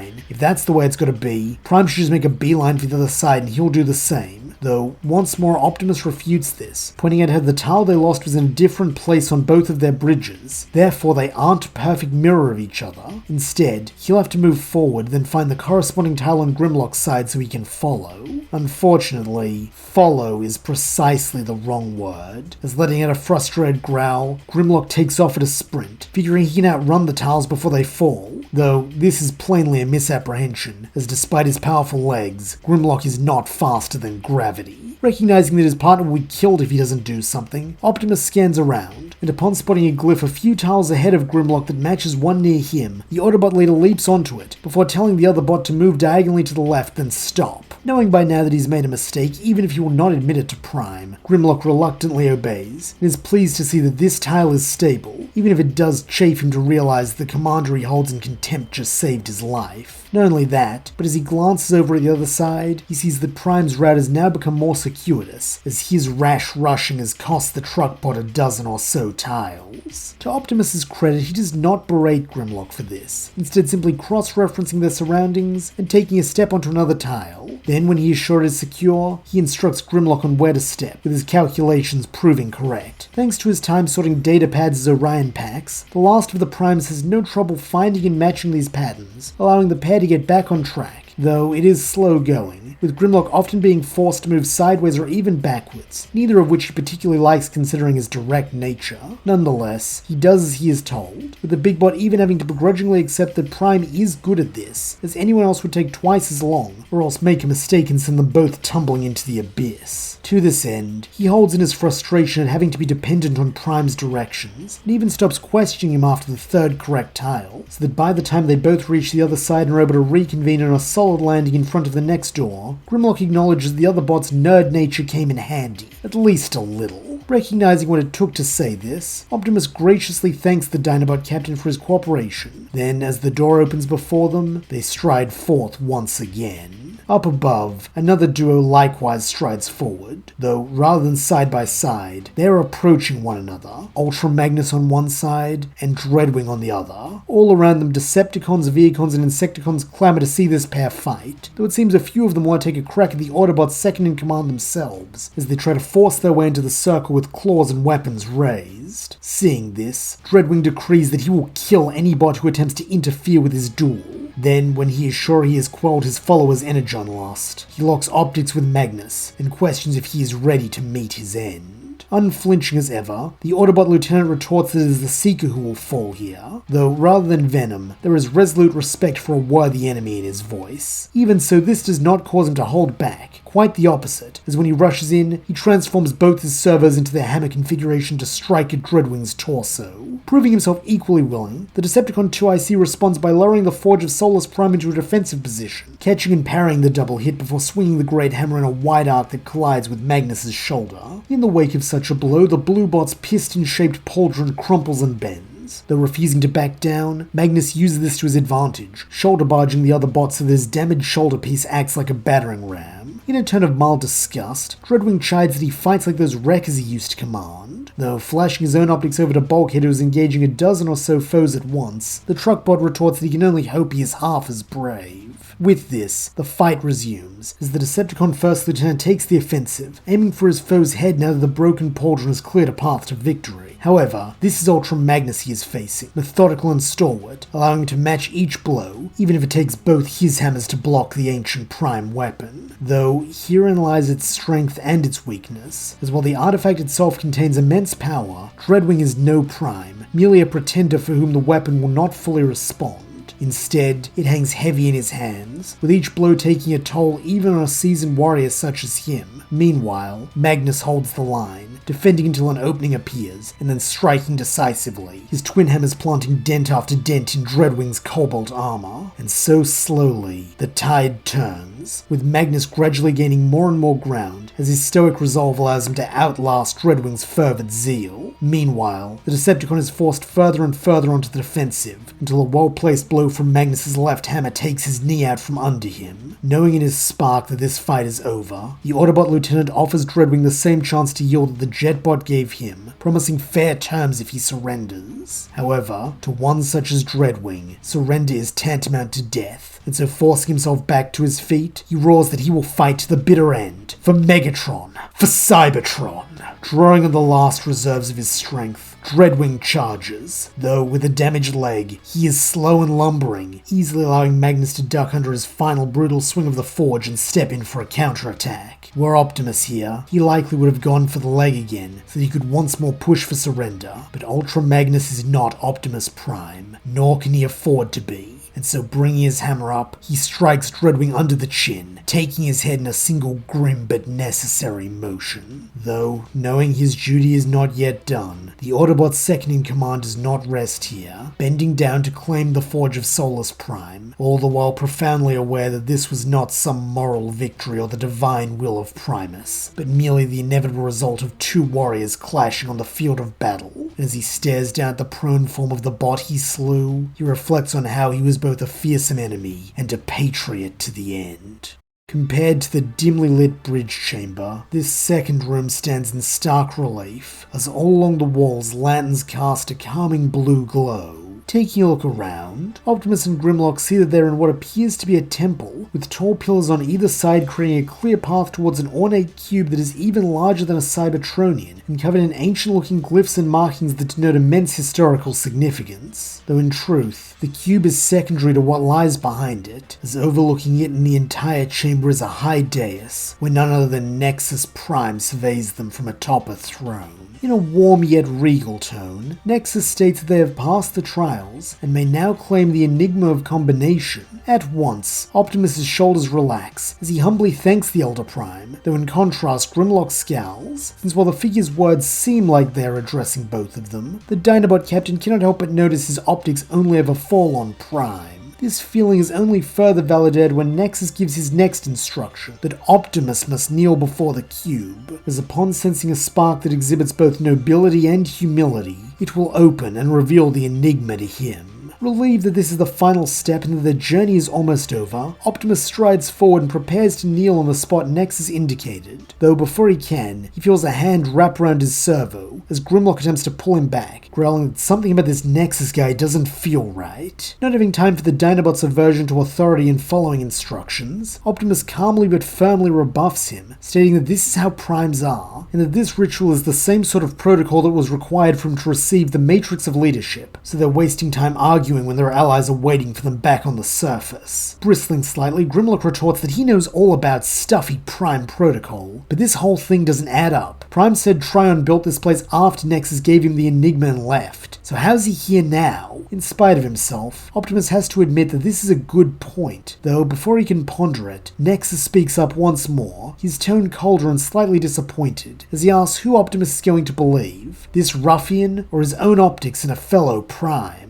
Cutting in now, Grimlock snorts that Nexus is right, trusting their optics is good. Then, before either bot can stop him, he tears one of the lanterns from the wall and tosses it onto the place Optimus had been meant to kneel. At once, the tile below the lantern glows bright red, so that a second later it is vaporized, and as Optimus stares in stunned disbelief, Grimlock looks up at Nexus with a deadpan expression as he challenges him to explain that. However, this is not quite the gotcha that the Dinobot had hoped, as Nexus haughtily replies the answer should be obvious. He built in a failsafe so only a worthy Prime can open the box. Anything else, including a brute like Grimlock, will be destroyed. That way no one unworthy will ever get their servos in the enigma of combination. At the center of this conflict, Optimus remains silent, unsure who to believe, as while he wants to trust in the wisdom of the Primes, Grimlock has made some points that, while rather blunt, are compelling. Seeing this wavering, both sides attempt to make their case, as Grimlock points out that the last two trials required them to work together, so why would this one only require Prime? Well, in a tone of authority, Nexus instructs Optimus to remember his duty. He is the bearer of the matrix of leadership and the wielder of the Starsaber, so he is honor-bound to model order and proper procedure. Now prove he is worthy and kneel. Snorting slightly, Grimlock retorts that Prime could use that fancy sword to smash open the box instead, an idea that causes Nexus's face to twist in disgust. And spotting this, the Dinobot doubles down, sneering that this guy is a liar, so they ought to be doing the opposite of what he says, and that means smashing that box into a million pieces. By now, Nexus's tone has descended into cold fury,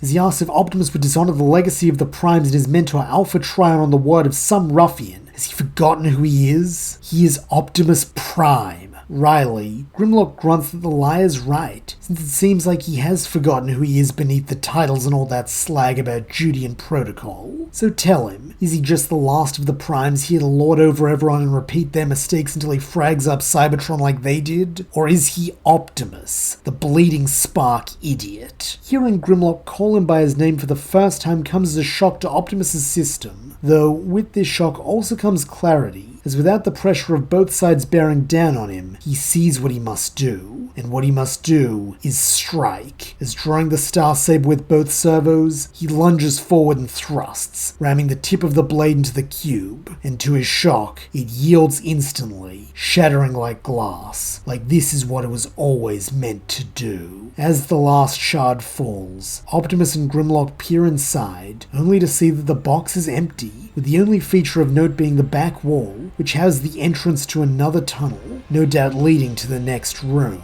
Though, before they can go through it, the voice of Nexus speaks up again, all animosity gone from his tone, as he warmly praises them, addressing Grimlock at last, as he congratulates him for having the intuition to see through his deception, while expressing pride in Optimus for having the fortitude to do what had to be done when the time came. By doing this and trusting one another, their bodies, minds, and sparks are now one, and they are ready for the enigma which waits for them in the next room. Then, as Optimus and Grimlock take their first steps into the final passage, Nexus and his throne fade away, revealing themselves to be holograms who have completed their function. Meanwhile, the Dinobots are in the midst of completing their self-designated function, scrapping Shockwave. All around them the ground rumbles with every blow they exchange, as they rapidly shift between bot and beast mode to land any hit they can on the Cyclopean scientist, or to escape his retaliation, as they are all too familiar with the damage he can deal to their bodies. As for Shockwave, he stands in the center of the storm, a towering one-eyed monolith of logic and cold precision, cycling through calculations on how to inflict maximum pain and injury faster than any of them can speak. And were it not for the damage Grimlock dealt to his arm cannon before he left, the mad scientist may have already taken one of them offline. Nonetheless, even damaged, he is still deadly, as when Snarl charges in to slash him with his spiked tail, Shockwave merely shifts his servo into a nasty-looking medical tool that he plunges into the Dinobot's optic, tearing it out and causing him to shriek in pain as he falls back. Furiously, his remaining comrades roar his name in their own form of gruff concern, though putting his medic train to use, Snarl tells them he'll be fine, just focus on killing the con.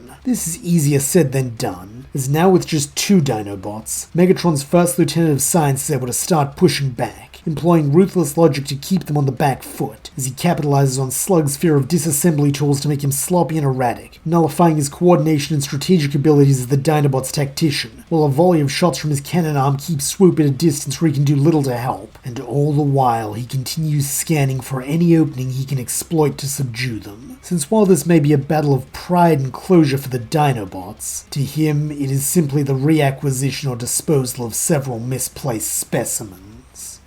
However, here is where Shockwave's own weakness lies, as in his pursuit of all-encompassing logic, he has forgotten the power emotions can bring, such as hate, determination, and above all, brotherhood. As refusing to let themselves or their comrades down, the 2 remaining Dinobots push themselves past their individual shortcomings in a manner Shockwave's calculations could never have predicted. As Swoop makes the daring choice to close in, even if he must dodge Shockwave's shots at close range, while Slug swallows his fear and uses this moment of distraction while the Cyclops is targeting Swoop to assume his Triceratops form, before ramming into their nemesis and sending him crashing through a nearby building. As he does, Shockwave's damaged arm sparks and smokes as some of the armor plating around the servo buckles, a fact that is not lost on Slug, who charges once again, specifically targeting the appendage this time, and catching it quite literally head-on, the ensuing damage almost tearing it cleanly off. However, here the Decepticon mad scientist gets lucky, as the arm remains attached by a couple of wires and circuits, meaning it is operational, and he can still use it to terminate the Triceratops. Or at least that is what he thinks until Swoop's shadow falls over him, as stepping in to cover his pal, the Terrorbird wraps his talons around the arm and yanks, pulling it free of its socket and into the air. Though, it seems he is not done yet, as calling out Snarl's name, Swoop drops the cannon into his waiting servos, and not needing to be told what to do, the Dinobot medic levels the stolen cannon right at Shockwave, and fires point blank. In an instant, the energon beam rips through the monster's lone optic before exploding at the back of his processor, while smirking triumphantly. Snarl questions how Shockwave likes this math. The Cyclops took one of his optics, so he took one in return. Too bad Shockwave only had the one to begin with. Predictably, this is met with silence, aside from the sound of Shockwave's seemingly lifeless body hitting the ground. Though for the trio of Dinobots, this is enough, as it sounds like closure. Unlike the false chamber the Nexus AI had inhabited, the true resting place of the Enigma of Combination is surprisingly plain. An empty room whose only feature is a cybermatter tablet on the wall, recounting the uses of the artifact throughout history. Nonetheless, Optimus and even Grimlock cannot help but feel the gravity of this place, as their optics fall upon a recess carved into the tablet, where an object vaguely resembling the Matrix of Leadership has been placed. Like the Matrix, it is a glowing circular core, though this is red instead of blue, while on either side it has a pair of triangular prongs that seemingly function like handles. This must be the Enigma. Figuring they must collect it together just as they have done everything else in this place, the two leaders do not even need to speak, instead instinctively taking up positions on either side of the Enigma. Then, as one, they each wrap their servos around two of the prongs and pull. Despite the countless stellar cycles it has spent embedded in the tablet, the artifact puts up no resistance, coming loose easily, so that an instant later the pair are holding it aloft. Though, whether they can be called a pair any longer is a matter for debate, as suddenly the red core of the Enigma flares up, pulsing with a rhythm that echoes inside their sparks. Before either can react, Optimus and Grimlock are drawn together, their frames shifting as a strange sensation of being unmade ripples through them. Yet, in that moment, there is no fear, only a rising sense of clarity, of transcendence, of two sparks aligning into a singular, brighter whole. A second later, light engulfs them entirely, and from within that radiance, someone new begins to emerge. Back on the surface, Megatron prepares to terrorize the Autobots, as with Soundwave, Dreadwing, and Shockwave now lost to him, the time has come to enter the fray himself. As his first order of business, his burning red optics lock on the dropship, while raising his T-Rex arm cannon, he opens fire, tearing through the craft in a single shot. To his mild annoyance, both Autobots are quick-acting enough to escape, having assumed their vehicle forms so their humans can flee with them. Though it is no matter, as now that they're on his level, he can hunt them down and enact slow, painful ends for each of them. Reading this in his cruel expression, Bulkhead breaks away from his fight to charge the Con Commander, as he refuses to let him hurt Miko and his friends, though this is not the even match it may once have been. As swatting the Wrecker's opening hit away with his free arm, Megatron lashes out with his other hand, biting deep into Bulkhead's side, as the T-Rex Maw cleaves away metal and leaves a trail of energon running down the green bot's leg. Staggering back with a grunt of pain, Bulk tries to steady himself and resume the fight, but it is already too late, as pouncing on his foe with a bestial ferocity, Megatron rakes his serrated claws across the Wrecker's face, temporarily blinding him, so that as a point-blank laser strikes his torso, he is sent flying back into what remains of the Vehicons and Insecticons. Knowing Bulkhead will be torn to shreds if he doesn't do something, Ratchet hastily dispatches his own opponent before rushing towards the Wrecker's position.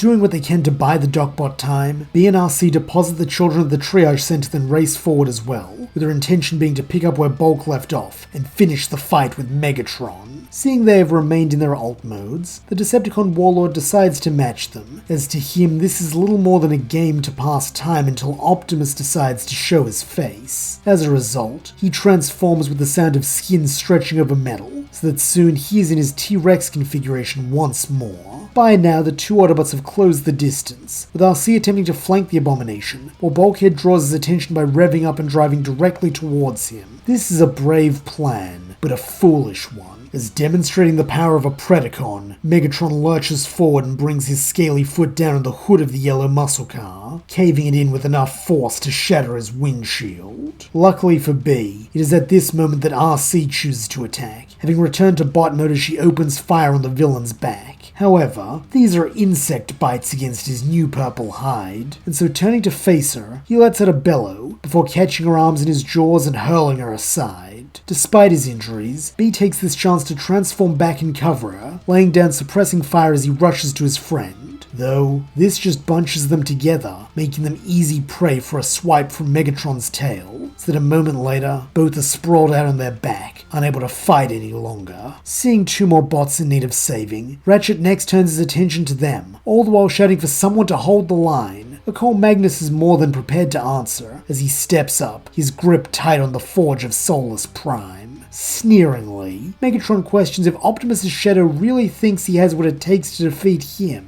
Though refusing to engage in banter with a monster, Ultra Magnus simply replies that Megatron will receive no mercy from him. With this, Magnus charges, the forgery swinging upwards in a blistering arc like the one he used to decapitate Dreadwing. However, as the Autobot 2IC will learn, the gap between the servant and his master should not be underestimated, as while the hit does land on the underside of the beast's jaw, even briefly snapping Megatron's head back, it is not the decisive blow he needs. As lowering his red optics to meet Magnus, the Warlord growls that he is as pathetic as the rest of his kind. Evidently intent on proving this, Megatron then surges forward, his monstrous jaw clamping down on Magnus' undamaged shoulder plate and shredding it like paper. Letting out a grunt of pain, the Autobot warrior forces himself to remain standing, lashing out with the hilt of the forge to leave open the Abomination's jaw and make his escape. Though this freedom is short-lived, as with his mouth now open, Megatron decides to demonstrate another of his upgrade's powers, as like Grimlock and Predaking before him, he belches a torrent of flame directly onto Ultra Magnus. In spite of his stoicism, the Autobot lieutenant screams as his metal body warps and his blue paint blackens and blisters away.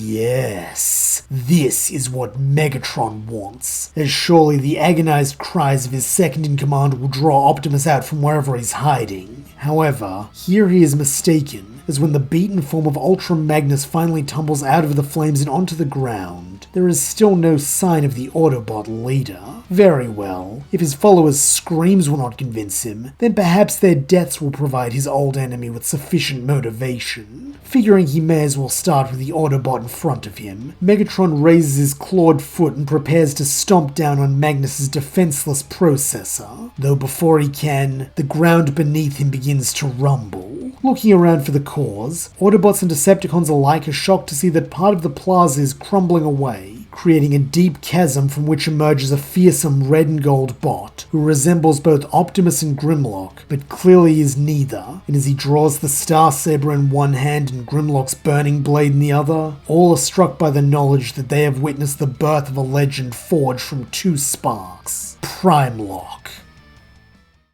In the wake of Primelock's appearance, no one speaks, even Megatron, whose red optics instead narrow, as he surveys the newcomer and attempts to figure out how Optimus and Grimlock were able to form a combiner when it took Shockwave's stellar cycles to successfully unite the Combaticons in that way. However, he will not have long to wonder, as showing Grimlock's proactivity, Primelock charges, his dual blades raised as he attempts to strike Megatron down, with the Decepticon warlord reacting accordingly as he has already outwitted that brute's fighting style once before. more. Though, as he will quickly learn, Grimlock is not the only one from whom the Combiner has gained traits. As demonstrating Optimus's tactical thinking, Primelock strikes first with a Star Saber, though when Megatron lashes out with his T-Rex more to grab the sword, the heroic bot reveals his feint by swinging Grimlock's burning blade in a downward slash, intent on cleaving his nemesis in half while his dinosaur hand is occupied. Thinking fast, Megatron brings up his tail gauntlet to parry the attack, though only narrowly, and at the cost of a deep gash that rends both organic skin and Cybertronian metal beneath. Nonetheless, it is enough to save the villain's life, and so leaping back to free himself from the T-Rex arm cannon, Primelock changes tack, planting the hilts of his twin swords against each other, and watching as they connect and interlock, transforming them into a double-ended blade staff. Then, if that were not enough cause for fear, he begins rotating the weapon at speeds too fast for the naked optic, so that soon glowing trails of blue and orange mark where each of the spinning blades had just been. Such a sight would give most warriors pause. Though, Megatron is not most warriors. He is a champion of the pits of Chaos,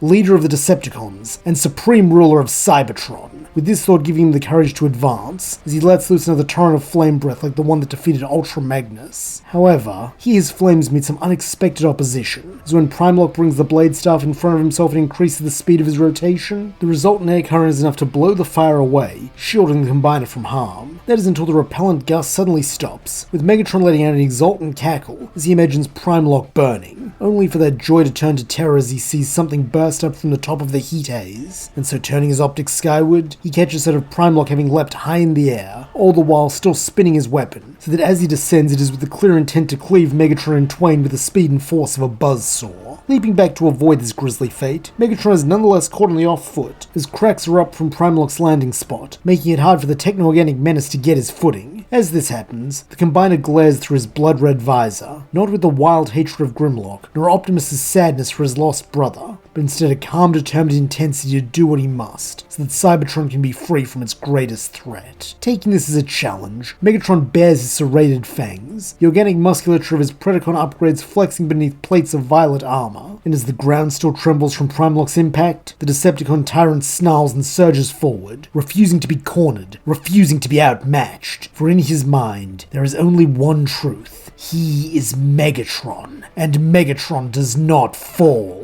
With a vicious snap of his T-Rex maw, he lunges for Primelock's midsection, intent on dragging the Combiner into close quarters where he can dominate. Yet Primelock does not yield, and instead, the fused warrior twists with a fluidity that is neither purely Optimus nor purely Grimlock, letting the bite clamp down on empty air as he pivots and drives his knee up into his enemy's chest plating with a strike that sounds like a cannon blast. Snarling in a mix of pain and fury, Megatron staggers, but only for a second, before striking back with his tail gauntlet, which slams into Primelock's shoulder and sends him skidding back ever so slightly. However, this is all the tyrant needs, as it is proof the Combiner can be hurt, and so pressing his advantage, he charges with the ferocity of a beast that has tasted blood. This time, he swings low, then high, then low again, each strike meant to batter Primelock into submission. However, here the hero's double-ended blade staff saves him once again, blurring into motion and catching each blow as sparks fly, so that soon the very air between them turns hot with friction and violence. Though, Megatron is nothing if not resourceful, as by feinting a blow much like his foe did earlier, he is able to sidestep Primelock's spinning blade and clamp his T-Rex hand around the Autobot's forearm, teeth piercing through metal with a wet, grinding crunch, before the Predacon warlord wrenches his own arm sideways, attempting to tear the limb free entirely. For a moment, it looks as though the Combiner will be ripped apart, but then Primelock's visor shifts, as the calm intensity behind it hardens into something sharper, something final. Then, without warning, he stops resisting, allowing Megatron to pull him in, so that a moment later they are face to face, rather literally, as pulling his processor back, Primelock rams it into Megatron's, causing the tyrant to release his grip on his arm and stumble back, while Energon leaks down his purple face in a way it never did before the upgrade. Wiping it out of his optics with a snarl, Megatron bellows that Optimus and Grimlock are cowards, who have resorted to the dishonorable act of combining because they knew they could not beat him without cheating.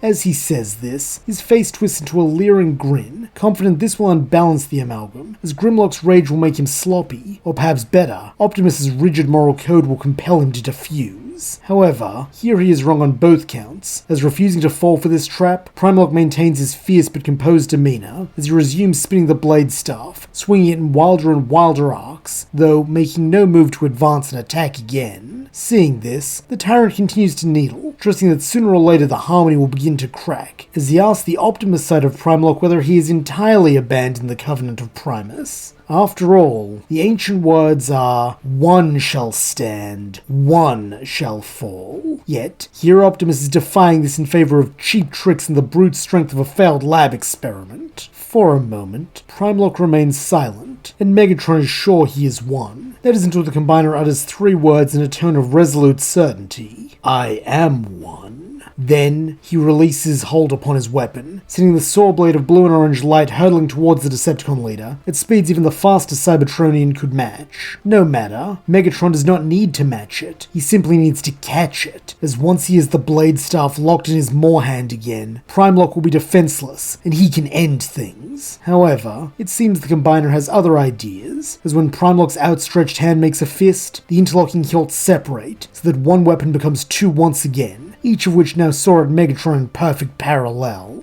Due to being heavier, Grimlox is the first to strike, severing his T-Rex head at the wrist, and sending the centerpiece of his Predacon upgrade clattering to the plaza floor. However, the Starsaber is not far behind, as with a heavy thunk of metal piercing flesh and then metal underneath it, it embeds itself blade first in Megatron's spark chamber. Reflexively, the Warlord reaches out, as if to remove the weapon from his chest, though his newly severed hand can do no such thing, leaving him no choice but to stare mutely at the face of his vanquisher before tumbling backwards, dead. However, Megatron is not the only one who will meet his end here, as recognizing that he has fulfilled his purpose, Primalok lets himself go, separating back into Optimus and Grimlock, who lock optics and share a wordless nod of acknowledgement. Making their way back to their respective comrades, Optimus and Grimlock then gather them near the entrance to the Hall of Records, while most of the surviving Decepticons, Vehicons, and Insecticons formally surrender, knowing better than to keep fighting without their leaders. That is aside from 1 or 2 of the more erratic or egomaniacal bots, who make one last desperate bid for victory, though when they too are subdued, it becomes clear for all to see that the battle is over. Though, rather than reveling in conquest, Optimus chooses to take this moment to check on his friends, and express his pride and gratitude for each of them, since he and Grimlock would not have been able to find the Enigma without all of their support and bravery. In turn, they speak with awe of Primalok's disciplined power, with none being more excited than the human children, though in that moment, Optimus is more concerned with the labored sound of their breathing, as it tells him time is short, and that unless they make it back to Earth soon, their victory will come at the cost of the very innocence they swore to protect. Clocking this as well, RC questions if the Dinobots get a chance to see Shockwave's space bridge while he was holding them under Kaon, since that may be their only chance of getting home, assuming her and Cliff's last trip through it didn't destroy it permanently. Gruffly, Snarl admits that he did see what looked like a space bridge in one piece when they were down there, though he can't speak to its operational capacity, since it was just a passing glance. Grateful for anything that might save Jack and the others, RC thanks him, while Optimus instructs the Autobots to follow him, that is aside from Magnus, who is to stay behind and assist in corralling and making arrangements for their prisoners. At once, Snarl, Slug, and Swoop all narrow their optics, as Slug demands to know if that is Prime's plan then, assign a babysitter to watch over them while they do all the real work. In that moment, the air itself seems to tense and crackle, as all wonder if pride and old wounds will tear apart the unity they've built. Though remaining calm, Optimus clarifies his intentions, stating that Ultra Magnus will remain to assist, not to command, as until his return, he is leaving Iacon and Cybertron at large in Grimlock's servos. This at last seems to clear the tension, as Swoop claps his boss on the back and jokingly dubs him King Grimlock, though in contrast, the Dinobot captain does not seem surprised in the slightest, having clearly understood Optimus's meaning from the start. Taking his place beside his new commander with the professionalism of a soldier who respects the chain of command above all else, Magnus asks what Grimlock wants him to do, with the boss Rex instructing him to go look for Knockout among the prisoners, since he's the only senior con still unaccounted for. At these words, Swoop and Slug both admit that come to think of it, they can't remember ever seeing him on the battlefield, while Snarl calls this typical, suggesting he probably fled at the first sign of danger and is halfway across the Sea of Rust by now, no doubt complaining about what it's doing to his paint job.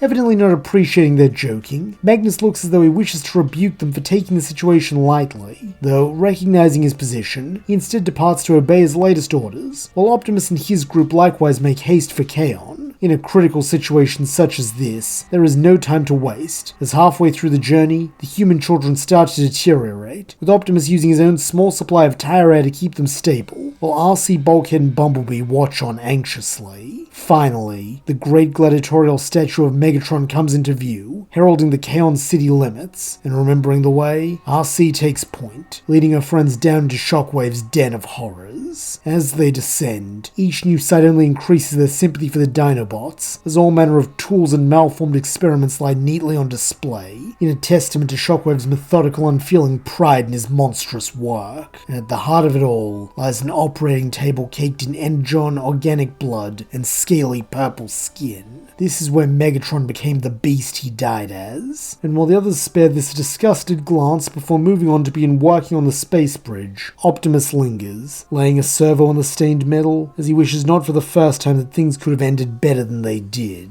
Eventually, however, he is pulled away from this mournful reflection by Ratchet, who informs him that the space bridge is ready, and that it is time to go. Following his comrades through the portal, the truck bot is immediately relieved to arrive back at the familiar center of their base, while beside him, Jack, Raph, and Miko all pull off their helmets, and gratefully breathe in Earth's air for the first time after so long away. Though it seems they are not alone, as at the sound of the ground bridge firing up, Wheeljack stomps into view, while letting out a surprised but delighted exclamation at the sight of his allies. Running up to greet him, Bulkhead begins regaling Jackie with the story of their time on Cybertron, though it seems the tricolored wrecker is not one to be outdone, as he tells the others to wait here, since he has 2 homecoming presents for them. Sauntering away with a mischievous smirk, Wheeljack soon returns with something slung over each shoulder. The first is the Apex armor, which he grins that he retrieved from its last owner when he tried to capitalize on everyone's absence to take over the world. As it turns out, this is the second gift, as with a heavy clang, a bound and gagged starscream is then tossed at their feet, his optics wide and panicked as he sees the Autobots all looking down at him. This earns the Wrecker some much-deserved praise for his efforts, though Miko cheekily suggests their gift is better, since they captured a whole bunch of bad guy bots, not just one, and got the Autobots' homeworld back to boot. Putting his servos up in mock surrender, Wheeljack laughs that she wins. While looking thoughtful,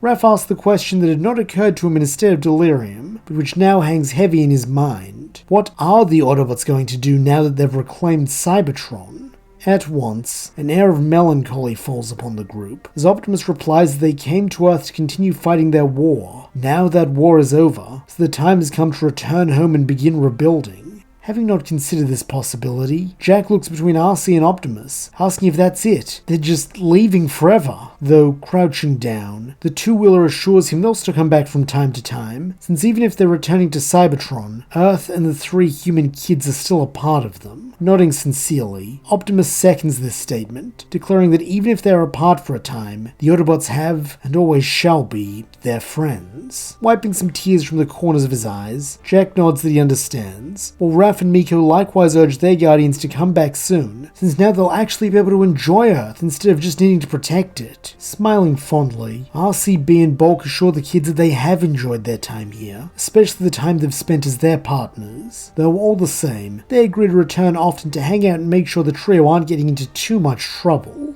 From behind them, Ratchet softens ever so slightly, as he admits that without Magnus and the Forge of Solus Prime, it will take a while to upgrade their ground bridge into a space bridge, so if it's alright with Optimus, he believes they've earned some downtime. Smile evident in his voice, the last of the Primes agrees wholeheartedly with his old friend, and so watches his comrades transform and roll out for one last adventure here on Earth. And that's where we'll leave this series. Thank you so much for listening. I hope you enjoyed it, and if you did, please don't forget to like, subscribe, and leave your thoughts, suggestions, or screams of rage in the comments below.